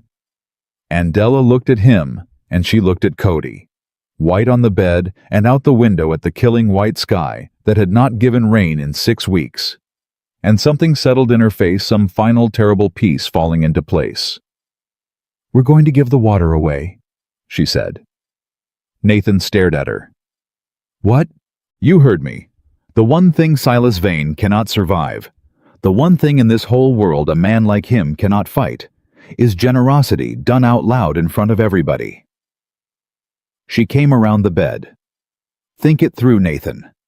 Vane's whole plan rests on one thing, that when the valley dies of thirst, he'll be the only man left with water, and he'll sell it dear, and every family in Bitter Creek will owe him their lives and their land. He's not just buying our creek, he's buying the whole valley's throat like I told you. That's the game. Her voice dropped hard and certain. So we take the game away from him. We don't hoard the spring. We open it. We tell the whole valley, the families hauling barrels, the ranchers watching their cattle die, every soul who ever laughed at me off that train, we tell them the Rourke Ranch has water. Clean water. All the water the valley needs. And it's free. Come and get it, all of you, free. No charge, no debt, no strings. Water for your children and your stock and your gardens from the fat bride you laughed at. Nathan was staring at her like she'd lost her mind. Della, if we open that spring to the valley, we give away the only thing worth money we've got. We give away the one card that could have. We give away his whole game, Della said fiercely. Don't you see it? The day that Valley learns the Rourkes gave them water for free, while Silas Vane was going to sell it to them. Dear the day those families are drinking Rourke water and watering their cattle at Rourke troughs while their children live because of us. Silas Vane can never touch this ranch again. Not with the note, not with the law, not with hired men in the dark. Because the whole valley will be ours. Every family that despised me will owe their lives to me, and they'll know it, and Silas Vane will be the man who tried to let them die of thirst for profit. He can't foreclose on the outfit that saved the valley. The town would burn his fine house down first. She was shaking now with the size of it. We can't outmoney him, Nathan. We can't outlaw him, but we can outlove this valley right out in the open where he can't follow, and there is not one thing his money can do about it. The room was silent. On the bed, Cody Pruitt had tears running down into his bandages. That's the most beautiful thing I ever heard, the boy whispered. Ma'am, that's do it. Please do it. Nathan Rourke looked at his wife for a long, long moment, and then something broke open in his weathered face, some last hard thing giving way, and he stood up and crossed the room and took her by both shoulders. When I sent to Cheyenne for a wife, he said rough, I thought I was buying somebody to cook and keep house. I thought that was all a broke, lonely man could hope for. His voice cracked. God forgive me for how small I saw it. I didn't send for a wife, Della. I sent for the finest human soul I ever stood next to, and I didn't even know to hope for it. He pulled her in and held her, this big woman the whole valley had laughed at, and he held her like she was the most precious thing in the territory. We'll open the spring. We'll give it all away, and whatever Silas Vane does about it, we'll do it standing up, the two of us in the daylight, in front. In front, Della whispered into his shoulder. They moved fast after that because there was no time left to move slow. Della sent Amos riding to every homestead and ranch in the valley with the same message the Rourke Ranch had found water cold clean. Spring water more than one outfit could ever use, and it was free to every family in the valley that needed it. And they should come, bring their barrels, bring their stock, bring their children, come to the Rourke North section on Sunday, and drink. And Amos, 30 years a cowhand, who'd watched this valley sneer at the Rourke bride all summer, rode out to carry that message with tears standing in his old eyes. And at every door he stopped at, he said the same thing, and word ran through the dying valley faster than any fire. The Rourkes have water, and they're giving it away. By Saturday night, Nathan and Wash and two neighbor men Della had pulled in had worked 2 days straight up in the hollow opening the spring, properly digging out a broad, clean basin, running a channel down to fill the dry bed of Iron Creek, so the water ran full and strong and visible all the way down through the north section where any man could see it. And it ran. Lord, how it ran! The head of that spring opened up and let free, poured out cold and endless, and Iron Creek came back to life below it, running clear and full through a valley where every other creek had died. And Sunday morning they came. They came from every corner of the valley, a long line of wagons and riders, and folks on foot barrels rattling in wagon beds, gaunt cattle driven ahead, children riding on their father's shoulders. They came up the Rourke Road that many of them had sworn they'd never set foot on, and they came to the fat bride's ranch with their hats in their hands and their tongues dry, and Della Rourke stood at the head of that spring in her plain gray dress and welcomed every single one of them. "Come and drink," she called out, level and clear, the same voice she'd used on the train platform on a town that had thrown a tomato at her. "There's water enough for all. Fill your barrels, water your stock. Bring the children up first, the little ones drink first always. There's no charge, there's no debt, there's no strings. It's just water, and you need it, and we've got it, and that's the whole of it. Come and drink." And they came. Prudence Gunderson came 81 years old, and she filled her cup and drank, and then she turned to the crowd and said loud as a church bell, "I told you all, I told every one of you fools all summer, that's the finest woman in this valley, and you laughed at her off a train. Well, drink her water and be ashamed of yourselves." And she cackled and drank again. The Dorsey family came with their sick baby, and Della took the child from its mother's arms herself and dipped a clean cloth in the cold spring water and wet the baby's cracked lips, and within the hour the child was crying, strong and pink, and its mother was on her knees in the dirt of the Rourke Ranch, weeping and clutching Della's hands and saying she was sorry she'd been one of the ones who whispered on the platform. God forgive her, she was so sorry. "Get up," Della said, gently lifting her. "Get up off the ground. You don't owe me tears. Your baby's alive and drinking. That's all I wanted. Now go fill your barrels and take enough home for the week and come back when you're low. There's plenty." One by one, all summer long they came, and one by one, the valley that had laughed at Della Rourke came to know her, drank her water, ate her bread, and turned slow at first, then all at once, the way a herd turns from a town that despised her into a valley that would have died for her. And Silas Vane could not stop a single drop of it. He tried. Of course he tried. He rode out that first Sunday himself in his fine black coat, and he sat his fine horse at the edge of the crowd and watched the whole valley drinking Rourke water for free. And Della saw the moment he understood he'd lost. She saw it move across his cold face, the understanding that a man cannot foreclose on the family that saved the valley, cannot send hired men in the dark against the outfit every family in the county now loved, cannot do anything at all but sit his fine horse and watch the fat bride he'd tried to ruin become the most beloved soul in the territory. He turned his horse to go. "Mr. Vane," Della called. He stopped. She walked to him alone through the crowd, and the crowd went quiet to watch it. And she stood at his stirrup and looked up at him, and she spoke low just for him, so no one else could hear. "You tried to murder a boy," she said, "over this water. He's 19 and he's got no mother, and your man cracked his skull and left him for dead on my rocks. I know it. Cody knows it. And I could go to the law with it right now in front of this whole valley and tell them what Dutch did and why." She held his eyes. "But I'm not going to. You want to know why I'm not going to Silas Vane?" He said nothing. "Because I don't need to," Della said. "Look around you. Look at this valley drinking my water. You've already lost everything that ever mattered to you, and you did it to yourself, and you'll go home to your fine house with the glass windows from Chicago, and you'll sit in it alone, the richest man in the county, and there won't be one soul in this whole valley who'll cross your threshold or drink your water, or love you for one single day of the rest of your life.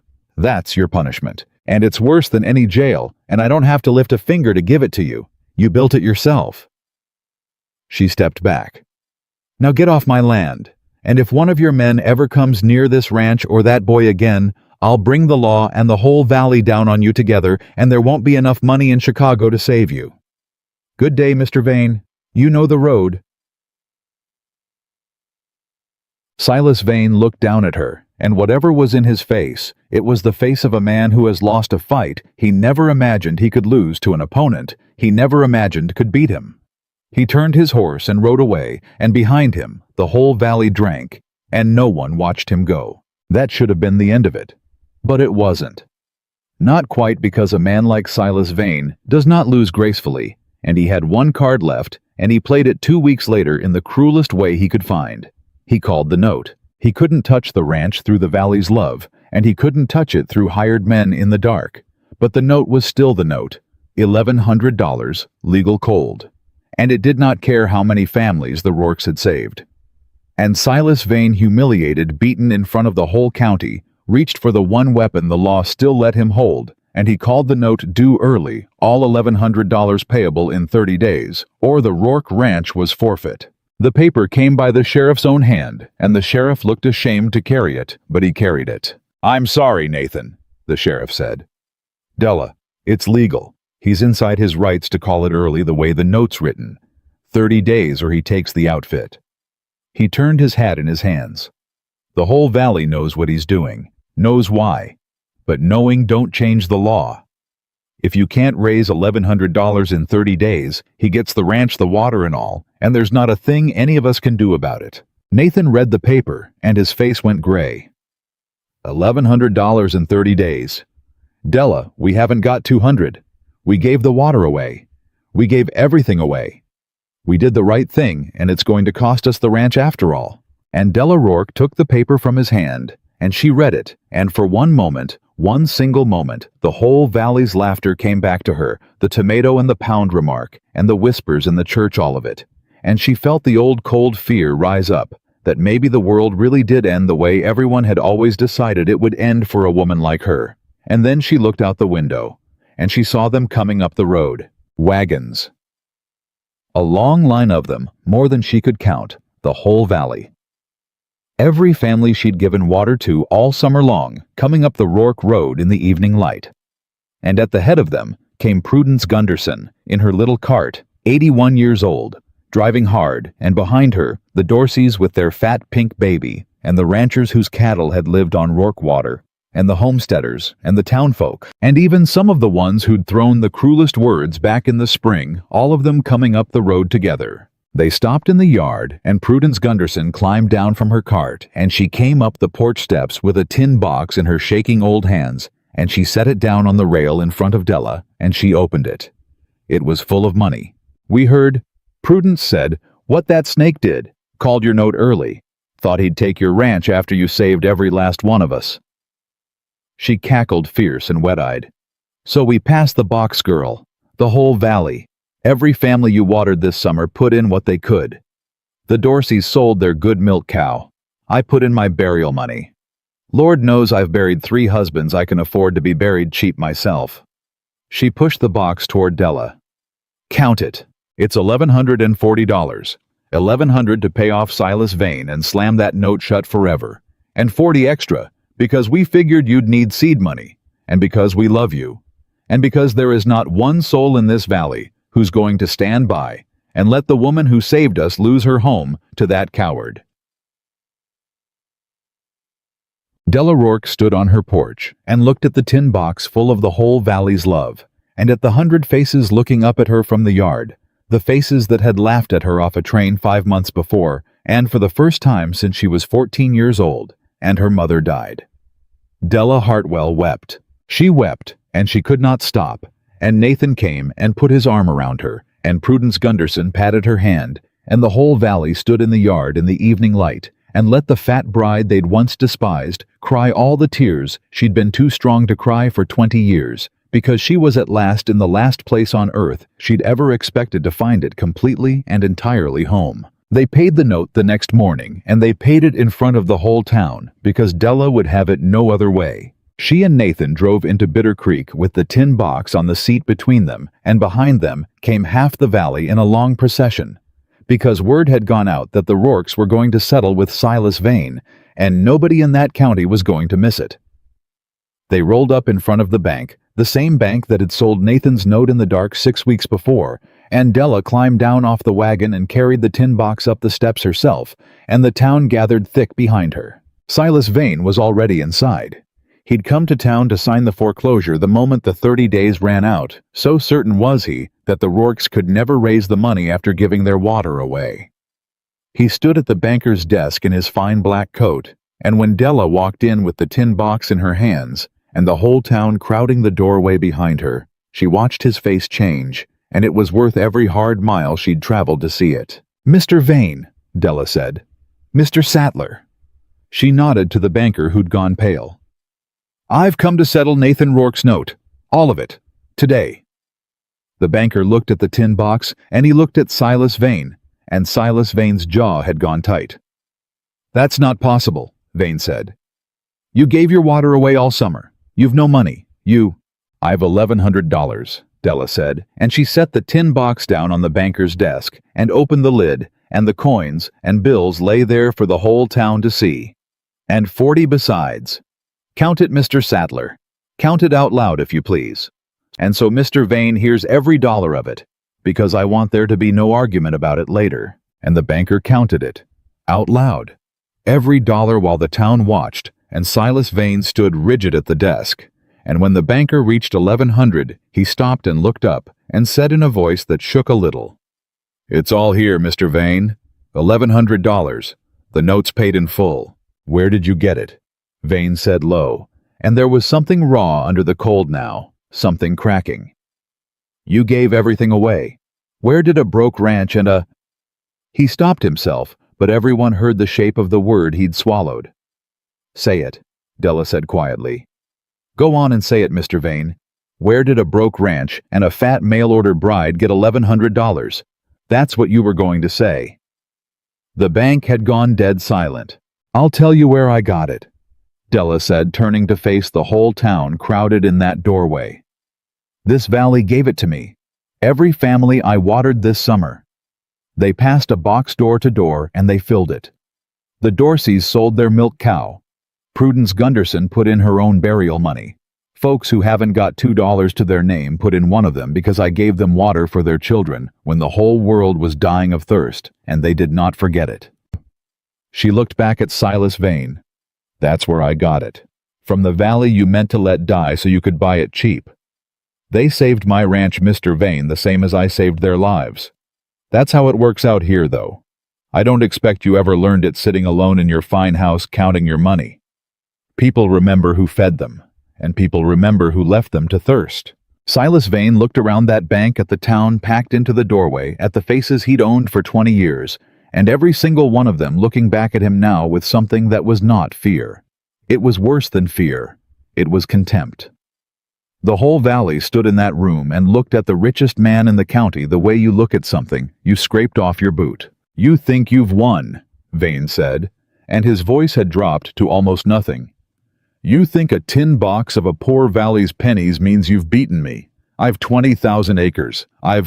You've 20,000 acres and not one friend on any of them," Della said. "You've a house full of glass windows, and not one soul who'd cross the threshold if it caught fire. You've all the money in this county and not one person in it who'd sit at your deathbed and hold your hand." She picked up the paid note from the banker's desk, the note that had hung over Nathan for 4 years, and she folded it slow, and she put it in her pocket. "I don't think I've won, Mr. Vane. Winning was never what this was about. I think you've lost, and I think you lost it a long time ago before I ever stepped off that train back on whatever day it was. You decided that owning things was the same as being loved. And I feel sorry for you. I do. That's the honest truth, and it'll gall you worse than anything, but I mean it. I feel sorry for you because you're going to die the richest, loneliest man in the territory of Wyoming, and there's not enough money in Chicago to fix it." She took Nathan's arm. "Good day.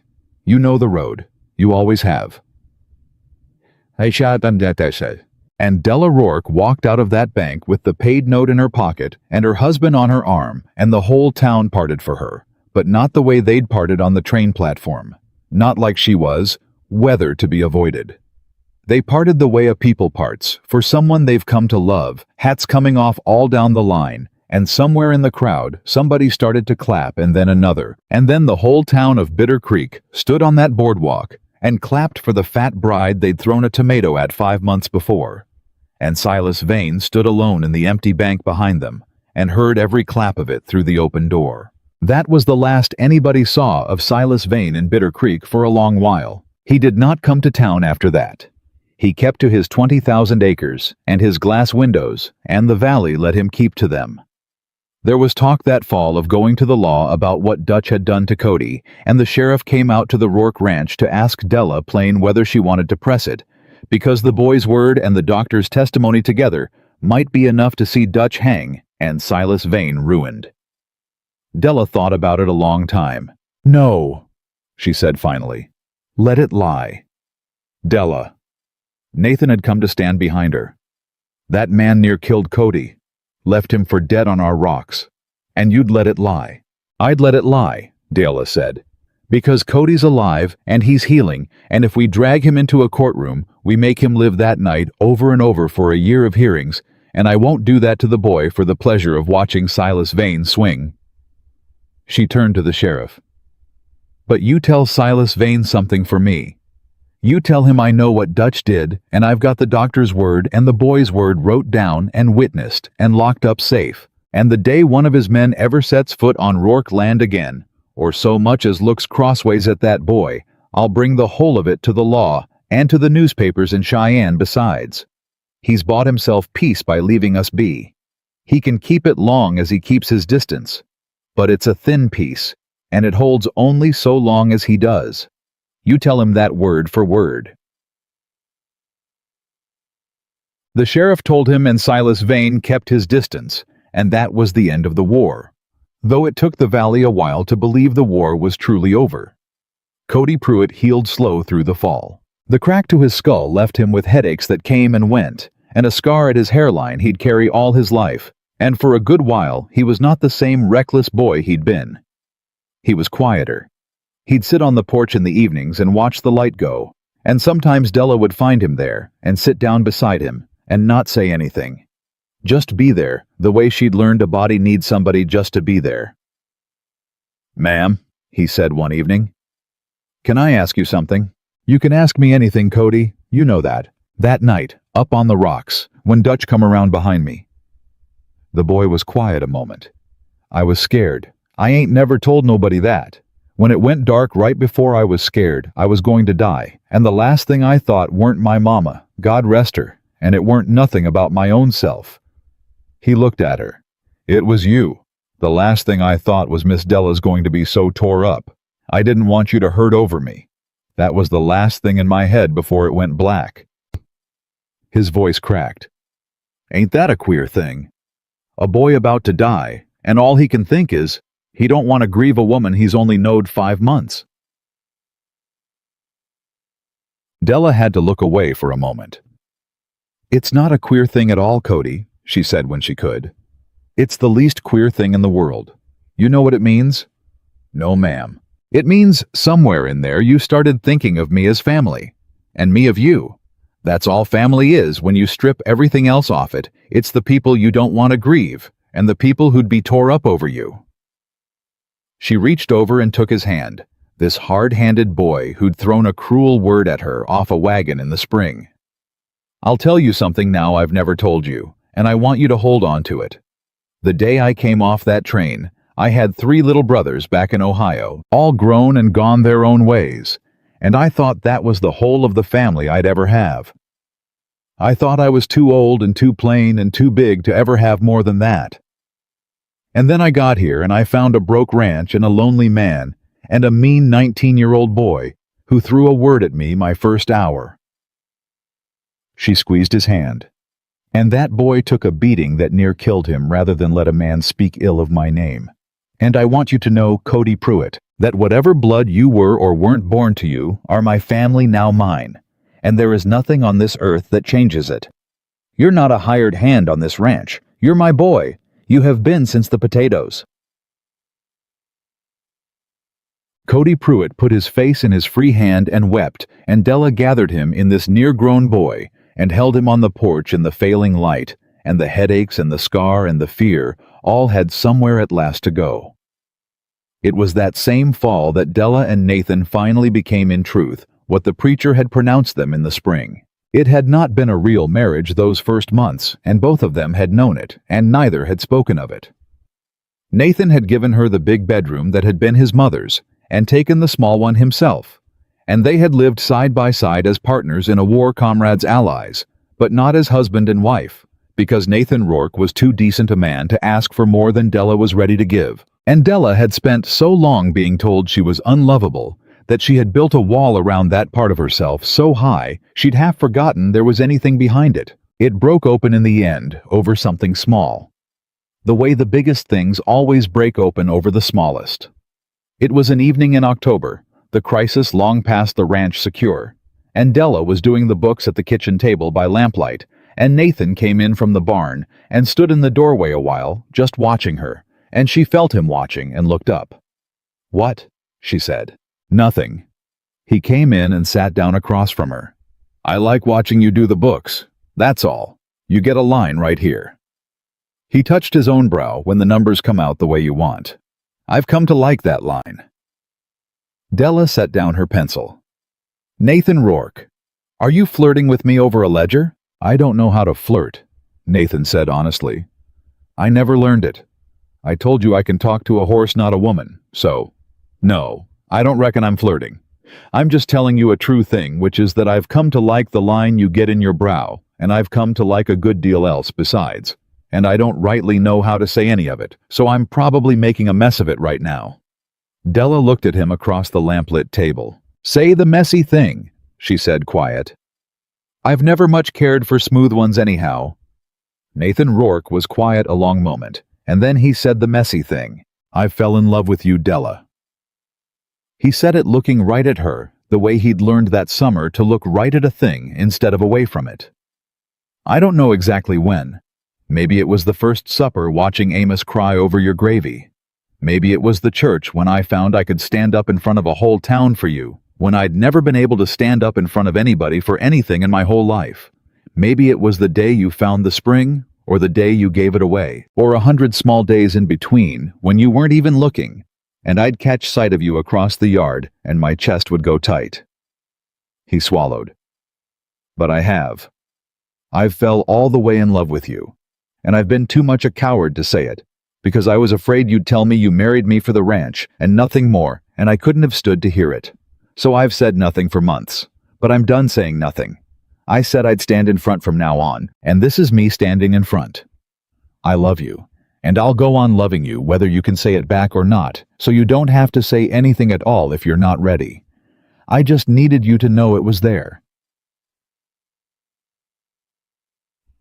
Della Rourke sat very still at the lamplit table, and then slow, she reached across it and took both his rough hands in hers, and her eyes were wet, and her voice when it came was not the level, steady voice she'd used on the train platform, and in the church, and in the bank. It was smaller than that, younger, the voice of the girl she'd been before the world got to her. "I have to tell you something," Della said, "and I've never told it to a living soul, so you'll have to be patient with me while I get it out." She took a breath. "I was 22 years old when a man told me he loved me for the first time. His name was Thomas, and he was a hired man on a farm next to ours, and he courted me for a whole spring, and I let myself believe it. I let myself believe a man could look at me the way I am and want me." Her voice caught, and then one Sunday I found out the other hired men had put him up to it on a bet. $1 it was. They bet him $1 he wouldn't court the fat Hartwell girl through to summer, and he took the bet, and he near won it, and I found out because one of them got drunk and laughed about it in the mercantile where I could hear. She was crying now, quiet, the tears just running. $1, Nathan. That's what I was worth. $1 and a laugh. And I decided that day, 22 years old, that I'd never again let a man tell me he loved me because loving me was a joke. It was a thing men did on a dare, and I'd sooner be alone the rest of my life than be somebody's dollar bet ever again. Nathan's hands had gone tight around hers. "So when your letter came," Della went on, "and you offered a marriage that was honest about being no marriage at all, a partnership plain, no love in it, no pretending. I thought that's safe. That's a thing I can do. A man who wants a housekeeper and a cook and never a wife's heart, that's a man who can't break me because he's not asking for the part of me that's already broke." She looked up at him. "And then you turned around in that church and stood up in front of a whole town for me, and you took my weight up onto a wagon without flinching, and you cried over my gravy and gave away your water on my say-so, and looked at me across a yard with your chest going tight, and Nathan Rourke. You went and made me love you. And I have been so scared, because the last time I let myself believe it, it cost me $1 and everything I had, and I didn't think I'd survive being somebody's joke twice." Nathan came around the table. He knelt down beside her chair, this big weathered man, and he took her face in both his hands gentle, the way he'd wet the Dorsey baby's lips, and he made her look at him. "Della Rourke," he said, "you listen to me. There is no bet. There is no dollar. There is no man laughing in a mercantile. There is just me on my knees in my own kitchen, a man who couldn't talk to a crowd to save his life and learned how to do it for you, telling you that I love you more than I have ever loved anything or anyone in my whole lonely life, and that I will spend every day I've got left proving it true. And that any man who ever made you feel like a dollar bet was a fool who couldn't see the richest thing in the whole world when it was standing right in front of him." His voice broke clean apart. "You are not a joke to me. You are the answer to a prayer I was too proud and too broke to even know I was praying. And I am going to love you out loud every day in front of God and this whole valley until the day one of us dies. And then I'm going to love you after that too. Do you hear me? There is no bet. It's just true. It's just true, Della. It's just true." And Della Hartwell Rourke, 29 years old, who had decided at 22 that she would die unloved rather than be a joke again, looked into the weathered, honest, weeping face of her husband, and she let the wall come down. "Then I love you too," she whispered. "God help me, Nathan. I love you too, and I'm done being scared of it." He kissed her there in the lamplit kitchen. This big, plain woman the whole valley had laughed at, and this quiet, lonely man who'd learned to be brave for her sake. And outside the window, Iron Creek ran full and cold through a country that had come back to life, and inside that house that had been the loneliest building in Wyoming. Two people who had each been certain the world had no love left for them found out they'd been wrong all along. The valley changed that fall and into the winter, and it changed for good. It was not just that they came to respect Della. Respect was a small thing next to what actually happened. What happened was that the whole valley reorganized itself around her the way a country will reorganize itself around one true thing when it's been starved of true things for too long. The women came first. The same women who'd whispered on the platform came now to the Rourke Ranch to learn how Della put up her preserves so they never spoiled, how she got her hens to lay through the cold, how she cured the smokehouse meat and churned the butter that sold out every Saturday. And Della taught them. All of them held nothing back, because she had learned young that a thing you know is worth 10 times more given away than hoarded. Prudence Gunderson came near every day 81, and going strong, and appointed herself something between a grandmother and a general to the whole operation. "I buried 3 husbands, and I got nothing better to do than watch you save this valley 1 jar of plum preserves at a time," she declared. "So hand me that paring knife and quit arguing with your elders." And she'd sit at Della's table, peeling and cackling, and telling stories about the valley from 40 years back, and the young women would gather to listen, and Della's kitchen became, without anyone quite deciding, it should the beating heart of the whole county. The men came too in their way. They came to Nathan for advice on their own outfits now, because the Rourke Ranch had gone from the joke of the valley to the model of it, and Nathan Rourke, who could talk to a horse, but not to a crowd, found that he could in fact talk to one man at a time about cattle and water and grass, and that men listened, and that a life he'd thought was over at 36 was only just beginning. And Iron Creek ran on. Della had the men build proper troughs and channels down from the spring so that even in the next dry summer the valley need never thirst again, and she never once charged a soul for a drop of it. "Water's not a thing you sell," she'd say whenever anyone tried to press money on her. "My granddaddy-in-law staked this ground for the water, and my husband's daddy died guarding it, and it was never meant to make one family rich while the rest went dry. It's the valley's water. It always was. We just happened to be the ones minding it." And the valley loved her for it in a way that money could never have bought, the deep, permanent love of people who know exactly who stood between them and death and asked for nothing in return. There was one more reckoning, though, before that first hard year was fully done, and it came from a direction Della had not expected. It came from Silas Vane. He came to the ranch in December alone on foot, which was the strangest thing of all. Silas Vane, who had never in living memory been seen without a fine horse under him, walking up the Rourke Road in the cold, with his fine coat gone shabby, and his silver head bare. Della saw him coming from the window, and her heart went hard, and she reached for the shotgun by the door out of pure instinct. Della. Nathan had seen him too. Don't. Look at him. Look how he's walking. That's not a man come to fight. She looked. And Nathan was right. There was no fight left in the figure coming up the road. There was something else. Something she couldn't name until he was close enough to see his face. And then she knew it, because she'd seen it on her own father in the end. It was a man who had lost everything that mattered and finally understood it. She met him on the porch. She did not ask him in, but she did not raise the shotgun either. Mr. Vane. Mrs. Rourke. His voice had changed. The pleasant, terrible smoothness was gone out of it. He looked old, suddenly older than his years. I won't take much of your time. I know I'm not welcome, and I've no right to be, and I'll say what I came to say and go. He stopped at the foot of the steps. My wife left me. Della said nothing. You didn't know I had one, Vane said.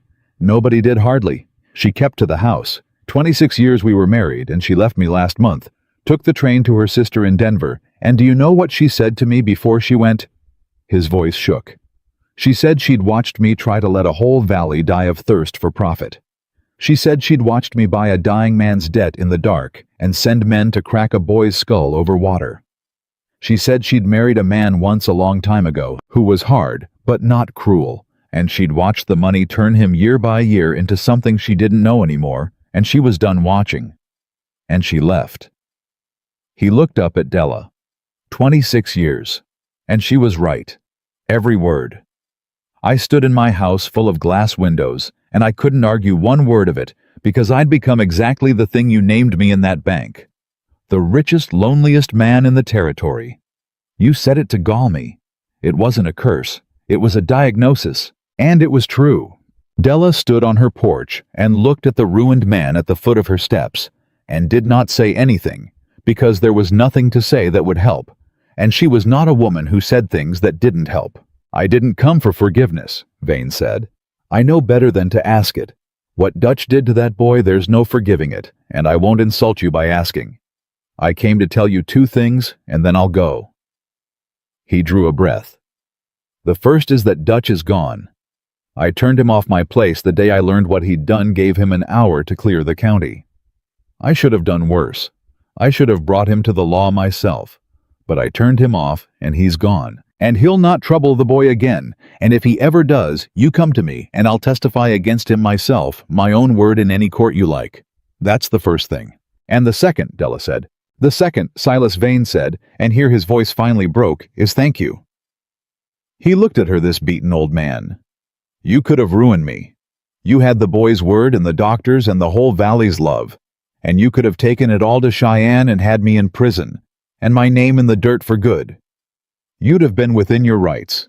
Any other soul in this valley would have done it in a heartbeat and been glad. He shook his head slow. But you let it lie. You told the sheriff to let it lie because dragging that boy through a courtroom would have cost him more than it cost me. You protected the boy at the price of your own revenge. And I have thought about that every single day since sitting alone in my empty house, and I have come to understand that you are a better person than I have ever been or will ever be, and that the thing I was trying to take from you all summer, the thing I thought was water and land and money, was never any of those things at all. His eyes were streaming now, an old man weeping in the cold. It was that. What you have. The valley in your yard passing a tin box. The boy who'd die before he'd grieve you. The husband who learned to stand up in front for you. That's the only thing worth having, and I spent my whole life buying everything except it. And now I'm 61 years old, and my wife's on a train to Denver. And I finally understand what I traded away, and it's too late, and I just... He couldn't go on. I just wanted to say thank you for letting the boy lie, and I'm sorry for all of it. I'm so sorry. And Della Rourke stood on her porch and looked at Silas Vane weeping at the foot of her steps, and every hard thing he had done rose up in her, the note bought in the dark, the offer to steal the water Dutch coming around behind Cody. In the night, The note called early to break them after they'd saved the valley, all of it. She had every right in the world to send him away with the shotgun and never think of him again. Instead, she came down the steps. She came down slow, this big woman, who had been shown no mercy her whole life, and had somehow, God alone knew how, come out the other side of it with more mercy in her than the whole valley put together. And she stood in front of the ruined man, and she did the thing that nobody watching would ever forget. She took his hands. "Silas Vane," she said, "you listen to me now. I'm going to tell you the truth, and it's not going to be soft, because soft won't help you, and I only ever say things that help." She held his weeping eyes. "You did a wicked thing this summer. Several.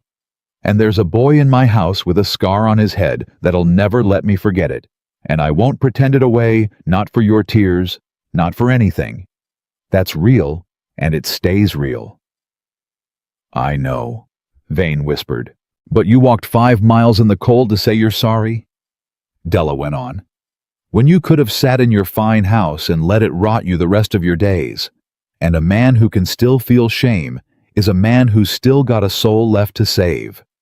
So here's what I'll tell you, and you can do with it what you will." She gripped his hands. "It is not too late. It feels too late. At 61, with your wife on a train and your name in the dirt, it feels like the story's over, and there's nothing left to do but be sorry. But I know something about being written off before the story's done, Silas Vane. The whole valley wrote me off the day I stepped off that train, and look at my yard now. So I'll tell you what I know to be true, and I'd stake my life on it. As long as you're breathing, there's a next thing you can do. You want to know what to do with the rest of your life? Then go be useful. You've got 20,000 acres and more water than you'll ever need in your own wells. There's homesteaders on the east side still rebuilding from the drought. Go help them. Not for thanks, you'll not get any. Not for a long time, and you'll have earned the wait. Go help them anyway, quiet day after day, and let it be the slow work of the rest of your life to become the kind of man your wife married before the money got him. That's the only road back, and it's a long one, and it starts today or it doesn't start at all." Silas Vane looked at her. This man who had tried to destroy her being handed by her own 2 hands the only map back to his soul that anyone would ever offer him. "Why?" he said, barely a whisper. "Why would you tell me that? After everything. Why would you help me?" And Della Rourke smiled at him, sad and true, the smile of a woman who had figured out the one thing that had made her whole hard life mean something. "Because somebody should have told my father that," she said before the drink took him, "and nobody did. And I've spent my whole life wishing one single soul had come down off their porch and taken my father's hands and told him it wasn't too late when it still wasn't." Her voice caught. "I couldn't save him. I was 14 and I couldn't save him, and he died a wreck, and I've carried it 30 years. But I can come down off this porch for you. So I did. That's the whole of the why, Silas Vane. It was never really about you at all. It was about the man I couldn't save and the chance to save one that I still could." She let go his hands. "Now go home, and tomorrow go find the Dorseys and start. And don't you come back to this ranch till you've earned the right to, and you'll know the day when it comes, and it'll be a good long while. But it'll come if you do the work. Go on now." And Silas Vane turned and walked back down the Rourke Road in the December cold, an old broken man carrying the first true hope he'd had in 20 years. And Della Rourke climbed back up onto her porch and watched him go until he was small on the road, and Nathan came out and put his arm around her, and neither of them said anything for a long while. "You are," Nathan said finally, "the most remarkable soul that ever drew breath. You know that. I hope you know that." "I know I couldn't save my daddy," Della said quietly, watching the small figure disappear toward the town. "And I know it near broke me that I couldn't. And I know that everything I've done since every hungry man I ever fed, every mean boy I ever gentled, every soul I ever came down off a porch for, it's all been me trying to save my daddy over and over in every other body I could reach because I couldn't save the one that mattered." She leaned into her husband. "I don't reckon that's the noble reason folks think it is, but it's the true one, and I've made peace with it. A body does what good it can with the grief it's got." That's all any of us are really doing out here, Nathan. Doing what good we can with the grief we've got. Nathan Rourke held his wife on the porch of the ranch she'd saved in the valley she'd fed, in the life she'd built out of nothing but a broken suitcase and a hard past, and a heart that had every reason to have gone cold and never once did. And he understood that he was standing next to something rarer than water, in a drought, rarer than anything money could buy, and that a lonely marriage agency in Cheyenne been handed the one thing worth having in this whole hard world. And below them, Iron Creek ran on full and cold and free, through a valley that would never thirst again, and would never, as long as any of them lived, forget the name of the woman they'd once laughed at off a train. Silas Vane did the work. Nobody believed he would, least of all the valley he'd tried to let die. But the morning after he walked down the Rourke Road with Della's map to his own soul in his pocket, he saddled a horse and rode to the Dorsey place with a wagon of lumber behind him. And he did not say much, and he did not ask for thanks, and he set to helping the Dorseys rebuild the barn the drought had let fall. They near ran him off the property. "We don't want your lumber," Amos Dorsey said, standing in his own yard with a pitchfork, his sick baby healed now and fat and pink in his wife's arms. "We don't want nothing from the man who'd have let my child die of thirst so you could buy this land cheap. Get gone." And Silas Vane, the richest man in the territory, did not argue and did not defend himself. He set the lumber down at the edge of the Dorsey property gentle, and he said, "You're right. You've every right to run me off and I'll go. But the lumber stays. You can use it or burn it, that's yours to decide. And I'll come back tomorrow and the day after, and I'll set down whatever you need, and you can run me off every single day, and I'll deserve it every single day, and I'll come back anyhow. Not for your thanks. I've no right to that, and won't ever have. Just because it's the next right thing, and Mrs. Rourke told me the only road back starts with the next right thing, and I've decided to walk it however long it takes." And he tipped his hat and rode off and left the lumber. He came back the next day, and the day after, all winter long. It took months. It took the whole hard winter and into the spring before the valley stopped running him off, and it was Prudence Gunderson of all souls who finally called the turn. She'd been watching the old man haul lumber and dig post holes and mend fences for folks who spat at him week after week, never once asking a thing back. And one March morning, she planted herself in the middle of the road as he rode past and made him stop. "Silas Vane," she said, 81 years old, and afraid of nothing on God's earth. "I buried 3 husbands and outlived your daddy, who was worse than you. And I have hated your family for 40 years, and I want you to know I have watched you all winter." She jabbed her cane at him. "And I've decided you're either the best actor I ever saw, or you've actually changed, and I'm too old to waste what time I got left being wrong about a body. So." She lowered the cane. "There's a widow woman out past the creek name of Hetty Combs, whose roof come down in the January storm, and she's proud and won't ask, and she's freezing. You go fix her roof. Don't tell her I sent you. And if you do it right and you do it quiet, I'll tell the valley." Prudence Gunderson said, "Silas Vane can be spoke to again. And my word still means something in this county, God knows why." Silas Vane looked down at the fierce old woman, and something moved in his weathered face, and he took his hat clean off. "Thank you, Mrs. Gunderson," he said. "I'll fix the roof. Quiet." He fixed the roof. And Prudence Gunderson told the valley Silas Vane could be spoke to again. And slow, so slow, over that spring and the summer that followed, the valley let the old man back. Not to the place he'd held, never that he'd burned that to ash, and everyone knew it, but to a smaller, humbler place, the place of a man doing penance in the open and asking nothing, and there is no valley on earth so hard it won't eventually make room for that. His wife did not come back from Denver. That was a thing that did not get healed, and Silas Vane carried it to the end of his days. And Della, when she heard he'd written to her twice and gotten no answer, only nodded and said, "Some things you don't get back. That's the price, and it's a fair one, and he knows it. The work isn't to win her back. The work is to become the man she'd have stayed for whether she ever knows it or not. That's the only kind of changing that's real, the kind you do when there's nothing left to gain by it." And Silas Vane became that man day by quiet day. And when he died 4 years later, an old man alone in his house of glass windows, the valley he'd once tried to let perish, came to his funeral. Not many, and not weeping, but they came because Della Rourke stood up in the church and said a thing that nobody there ever forgot. But that came later. There was a great deal of living to do first. The Rourke Ranch prospered. It prospered the way a thing prospers, when it's finally being tended by someone who understands that a ranch is not acres and cattle, but people and water, and the slow, patient work of making a hard country yield. And by the second summer, the outfit that had been the joke of the valley was its envy, and by the third, it was its heart. The garden grew to 5 acres. The smokehouse ran full. Della's Saturday stand on the Bitter Creek boardwalk became an institution, and then it outgrew the boardwalk, and Nathan built her a proper storefront in town, and the sign over it read simply, Della's, because everyone in the county already knew whose it was, and no last name was needed. The hands multiplied.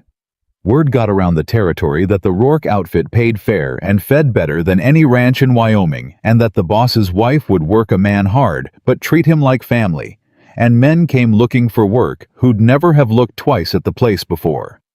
Amos Kettle, who'd stayed through the lean years without full wages, was made foreman, and Della saw to it personally that he was paid every dollar he'd gone without back to the first. And when she put the accumulated back wages in his hand, the old cowhand who'd wept over her gravy the first night wept again. 30 years I punched cattle, Amos said, and never once did an outfit make me whole for the lean times. They just let it slide and called it loyalty. And here you are, counting it back to the dollar 4 years of it like it mattered. It did matter, Della said. It mattered every single day you went without and stayed anyhow. A thing doesn't stop mattering just because the person it happened to was too proud to bring it up. Now take your wages, Amos Kettle, and don't argue with me, because I've been told I'm hard to argue with, and I've decided to believe it. And Cody Pruitt grew up. The scar at his hairline stayed, and the headaches faded slow, but never fully gone. And the boy who'd thrown a cruel word off a wagon in the spring became, over those years, a man the whole valley respected. He never left the Rourke Ranch. He never wanted to. And when he was 23, he came to Della one evening on the porch, twisting his hat in his hands, the way he had the day she'd first put him to peeling potatoes, and he could barely get the words out. "Ma'am, Della, I got to ask you something and I don't rightly know how." "You've never once not known how to talk to me, Cody. Out with it." "There's a girl," Cody said, and went red to the ears. "In town, name of Sarah. Sarah Combs, the widow. Hetty's daughter, the one whose roof Mr. Vane fixed. I've been calling on her, and I want to marry her, and His voice cracked. "I ain't got no mother to tell. My mama's been gone since I was 10, and my daddy I never knew. And there's nobody in this whole world I'd want to tell such a thing to except you. So I'm telling you. And I reckon what I'm really asking is, would you stand up at the wedding, where a mother would stand? Because you're the nearest thing to one I ever had, and the only one I ever wanted, and I'd be proud past speaking if you'd stand there." Della Rourke, who had decided at 22 that loving her was a joke men did on a dare, who had stepped off a train into a town's laughter and built a life out of feeding the very people who'd mocked her, looked at the boy she'd gentled with potatoes and near lost on the rocks and claimed as her own on a porch 4 years before, and she stood up out of her chair and took his face in both her hands. "Cody Pruitt," she said, and her voice was thick.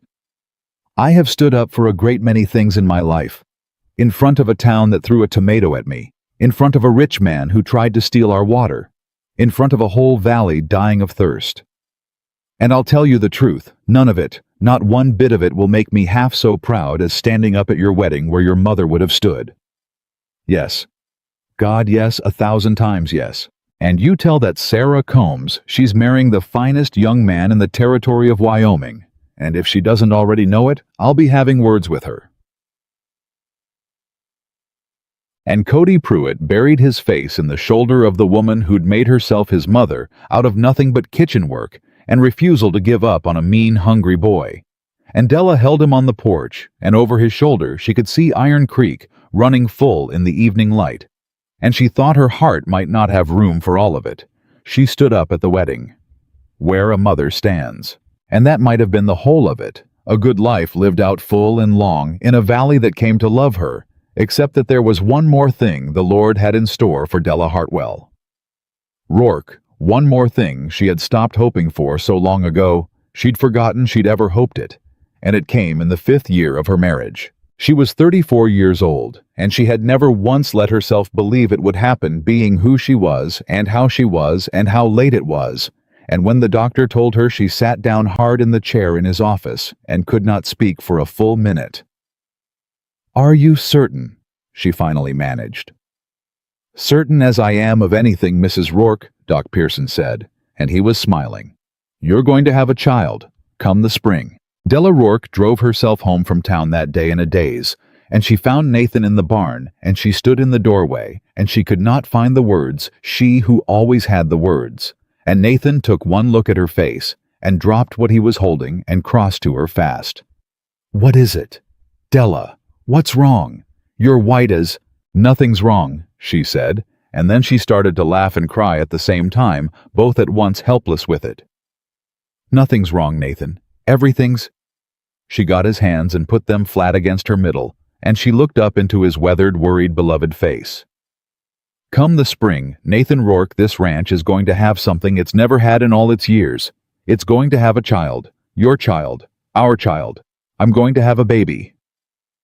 Nathan Rourke went absolutely still. And then this big, quiet man, who could talk to a horse but not a crowd, who had learned to stand up in front for her sake, who had loved her out loud every single day, the way he'd promised.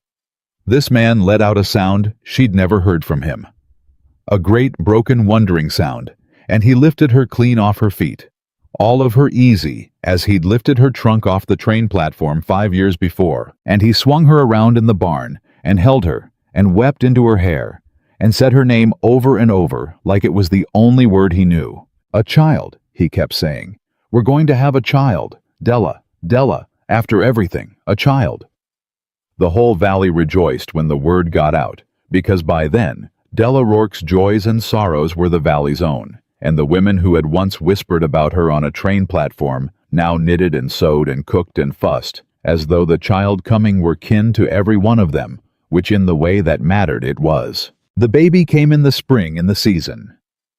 Della had first stepped off the train, and it was a girl, and she was healthy and strong and loud, and they named her Grace, because Della said that was the only word for a thing you'd given up hoping for, that came anyhow. And Prudence Gunderson, 86 now, and slowed at last, but sharp as ever, held the baby in her ancient arms in the Rourke kitchen, where she'd peeled 1,000 potatoes over the years, and she looked down at the child, and then up at Della, and the old woman's eyes were streaming. "I told you," Prudence said. "First day I met you on that boardwalk, buying buttercrust bread nobody else in this cowardly town would make right. I said this valley'd been eating bad bread and worse manners for 20 years, and it was about time somebody with backbone rolled into it." She stroked the baby's cheek with one shaking finger. "I didn't know the half of it. I thought you'd fix the bread. I never dreamed you'd fix the whole valley, and the men in it, and the meanest boy in it, and the wickedest man in it, and then go and bring a whole new life into it besides." She looked up. "I'm 86 years old, girl. I've buried 3 husbands, and most everybody I ever loved, and I'd about decided the world was a hard, mean place that wore good people down to nothing. And then you got off that train, and I got to watch these 5 years the finest thing I ever saw in 86 years of watching. So thank you for letting an old woman see right at the end that the world can still turn out right. It don't always, but it can. You proved it can, and I'll die easier for having watched you do it." Prudence Gunderson died that winter, peaceful in her sleep, and she left everything she had, which was not much, but was not nothing, to baby Grace Rourke. And in the will written in her own shaking hand, she'd added a line that Della kept framed on the kitchen wall the rest of her life. It read, "To the child of the woman who taught this whole hard valley, that a person's worth was never once about the size of them, but only ever about the size of what they'd build, and how they'd treat the folks that couldn't do a thing for them back." They buried her next to her 3 husbands, and the whole valley came. And it was at that funeral, standing over the grave of the old woman who'd first believed in her, that Della Rourke understood fully what her life had become. She looked out over the crowd. The Dorseys were there, the baby they'd near lost, now a running, laughing child. Amos Kettle Gray, and stooped, and foreman of the finest outfit in Wyoming. Cody Pruitt with his Sarah and their first on the way, the scar at his hairline near white now. The women who'd whispered on a platform, weeping honestly for an old friend. And at the very back, hat in his hands, come to pay respects and standing where he knew he belonged at the edge, humble Silas Vane, who had spent 4 years now doing the next right thing and asking nothing, and whom the valley had made a small quiet room for after all. They were all there. The whole valley that had laughed at her off a train gathered now around the grave of the one soul who'd stood up for her first. All of them changed everyone by a fat mail-order bride with a broken suitcase and a heart that the world had given every reason to close and that had never, not once, closed. And Della understood that all of this was the harvest of a single decision she'd made on a train platform 5 years before, when the tomato came flying and the town laughed and her husband stood silent against a wall. She'd had a choice that day. She'd had it every day of her hard life. She could have let the cruelty in. She could have decided, as the world kept insisting she decide, that she was less, that she was a joke, that loving her was a dollar bet, that a woman her size and her plainness and her poverty should shrink and apologize and expect nothing and receive less. Every voice she'd ever heard had told her to decide that, and she had refused. Every single day she had refused.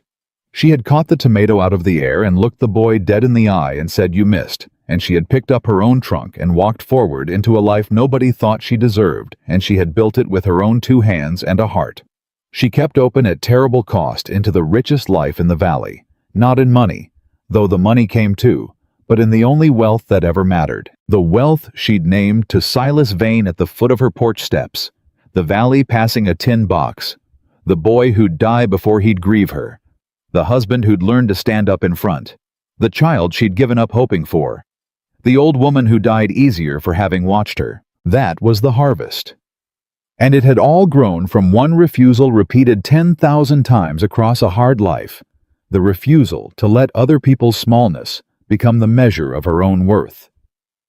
Nathan came and stood beside her at the graveside and took her hand. "You're thinking something," he said. "I can always tell. You get the line right here." He touched her brow the way he had that October night over the ledger years ago now. "What is it?" "I'm thinking about Prudence," Della said, and about how she said she'd about decided the world was a hard, mean place that wore good people down to nothing. She watched them lower the old woman into the Wyoming earth she'd lived on 86 years. "And I'm thinking she was right, Nathan. It is a hard, mean place, and it does wear good people down. I've felt it my whole life, the wearing. There were days I didn't think I'd come through it. The day I found out about the dollar bet. The day my daddy died a wreck I couldn't save. The day I stepped off that train into all that laughing." Her voice was steady, but her eyes were wet. "The world is exactly as hard and mean as Prudence said it was. That part's true. I'll never tell anybody it isn't." "But," Nathan said, because he knew his wife and knew there was always a but, and knew it was always the thing that mattered. "But it's only half true," Della said. And she turned from the grave to face him, and face the valley gathered behind him, all those changed and gathered faces. "That's the thing I've learned, Nathan. The one thing I'd carve on my own stone, if I could carve just one. The world is hard and mean, and it wears good people down, and it is also at the very same time full of tin boxes passed door to door, and boys who take beatings for your name, and old women who clap out loud in cowardly churches, and men who walk 5 miles in the cold to say they're sorry, and the whole of a valley that once laughed at you standing now around a grave, weeping honest tears for a friend. Both are true. Both at once, always. The world is exactly as mean as the meanest thing in it, and exactly as good as the goodest, and which one wins in any given valley, in any given life?" She gripped his hand hard. "That's not decided by God or by luck or by how the world's bound to be. It's decided by us, by whether the good people give up when the wearing comes, or whether they refuse and keep on refusing and keep their hearts open at whatever cost until the meanness has to give ground because there's just too much stubborn goodness standing against it. She looked out at the valley. That's what Prudence got to see right at the end. Not that the world turned out to be soft after all. It didn't. She got to see that hard as it is, mean as it is, it can still be turned. One open heart at a time. One supper at a time. One refusal at a time. By anybody. Stubborn enough to keep on being good when being good costs them everything. That's what she thought. Not for proving the world was kind. For proving it could be made kind by hand on purpose, against the odds by folks who won't quit. And it can. I've spent 5 years proving it can. That's the whole of what my life has been for. Nathan Rourke looked at his wife, this big, plain, stubborn, glorious woman, who had come off a train into a town's cruelty and turned a whole valley kind by hand on purpose, against the odds. One supper and one refusal at a time. And he understood that he was married to the truest thing he would ever know, and that no man in the history of the Wyoming Territory had ever been so undeservedly, so completely blessed. "Della Rourke," he said, and his voice was rough with everything he felt. "I'd have gone to my grave the loneliest man in this territory, and lost this ranch to a wicked man, and never known one day of what a life could be if you hadn't got off that train. You know that. Everything I've got. The ranch, the child, the standing in this valley, my own soul that you taught to be brave, all of it's yours. All of it grew from you getting off that train instead of getting back on." "No," Della said gently, and she squeezed his hand. "It grew from you carrying the trunk. Don't you forget your part in it, Nathan." A town threw a tomato and laughed, and one man came off a wall and carried my trunk and learned to stand in front, and that's the other half of the whole story. It takes both. It always takes both. The one stubborn enough to keep her heart open, and the one brave enough to finally stand up beside her. Alone, either one of us breaks. Together. She looked out at the valley at Iron Creek, running full and free in the distance at the child Grace, asleep in Sarah's arms, at the whole changed world she'd built. Together we turned a whole valley. And it'll stay turned, Nathan, long after we're gone. That's the part that lasts. Grace will grow up in a valley that knows what we knew, and she'll teach it to hers, and on down. That's how a thing like this outlives the people who did it. It gets planted in the children, and it grows. They walked home together from the funeral, the whole valley walking part of the way with them, the way a valley does when it's grieving together and grateful together all at once. And one by one, the families peeled off toward their own homes, until at last it was just Nathan and Della on the Rourke Road in the failing light. The same road she'd first come up in a buckboard 5 years before, to a sagging barn and a dying ranch and a lonely man. It was not sagging now. It was not dying now. And the man was not lonely, and had not been for a long time. They stopped at the top of the road and looked down at it. The ranch that had been the loneliest building in Wyoming, and was now the beating heart of a whole county. The storefront in town with her name on it. The creek running full and free through a valley that would never thirst again. The child that would carry all of it forward into years neither of them would live to see. "When I stepped off that train," Della said quietly, "the whole town had already decided how my story ended. A fat bride nobody wanted. A joke. A woman who'd be back on the train by summer, or shrunk down to nothing in a loveless kitchen, forgotten." She leaned her head against her husband's shoulder. Every single one of them knew exactly how it ended. And every single one of them was wrong. Because they'd read the cover, Nathan, and decided they knew the book. And the one thing they never once reckoned on, the thing that beat the tomato and the laughter and the rich man and the note and the drought and my own scared heart, was that a person gets to write their own last chapter. Nobody else. Not the town. Not the men who bet $1. Not Silas Vane. Not the whole hard, mean half of the world. You get to write your own ending if you're just stubborn enough to keep on writing when everyone's already closed the book on you. She lifted her head and looked out over the valley she had saved and fed and changed and loved, the valley that would tell her story around its tables for 100 years. And she said the last thing, the true thing, the thing that was the whole of it. They mocked the heavy bride the day she came, Della Rourke said. And she buried them all with kindness, fed them all with her own 2 hands, saved every last one of their lives, and turned a whole valley good before she was through, and not once, not for one single day, did she let the smallest of them tell her who she was. Let that be the ending. Let that be carved where a body can read it. The world will tell you your worth before you've said a word. It always has, and it always will. And you do not have to believe a single letter of it.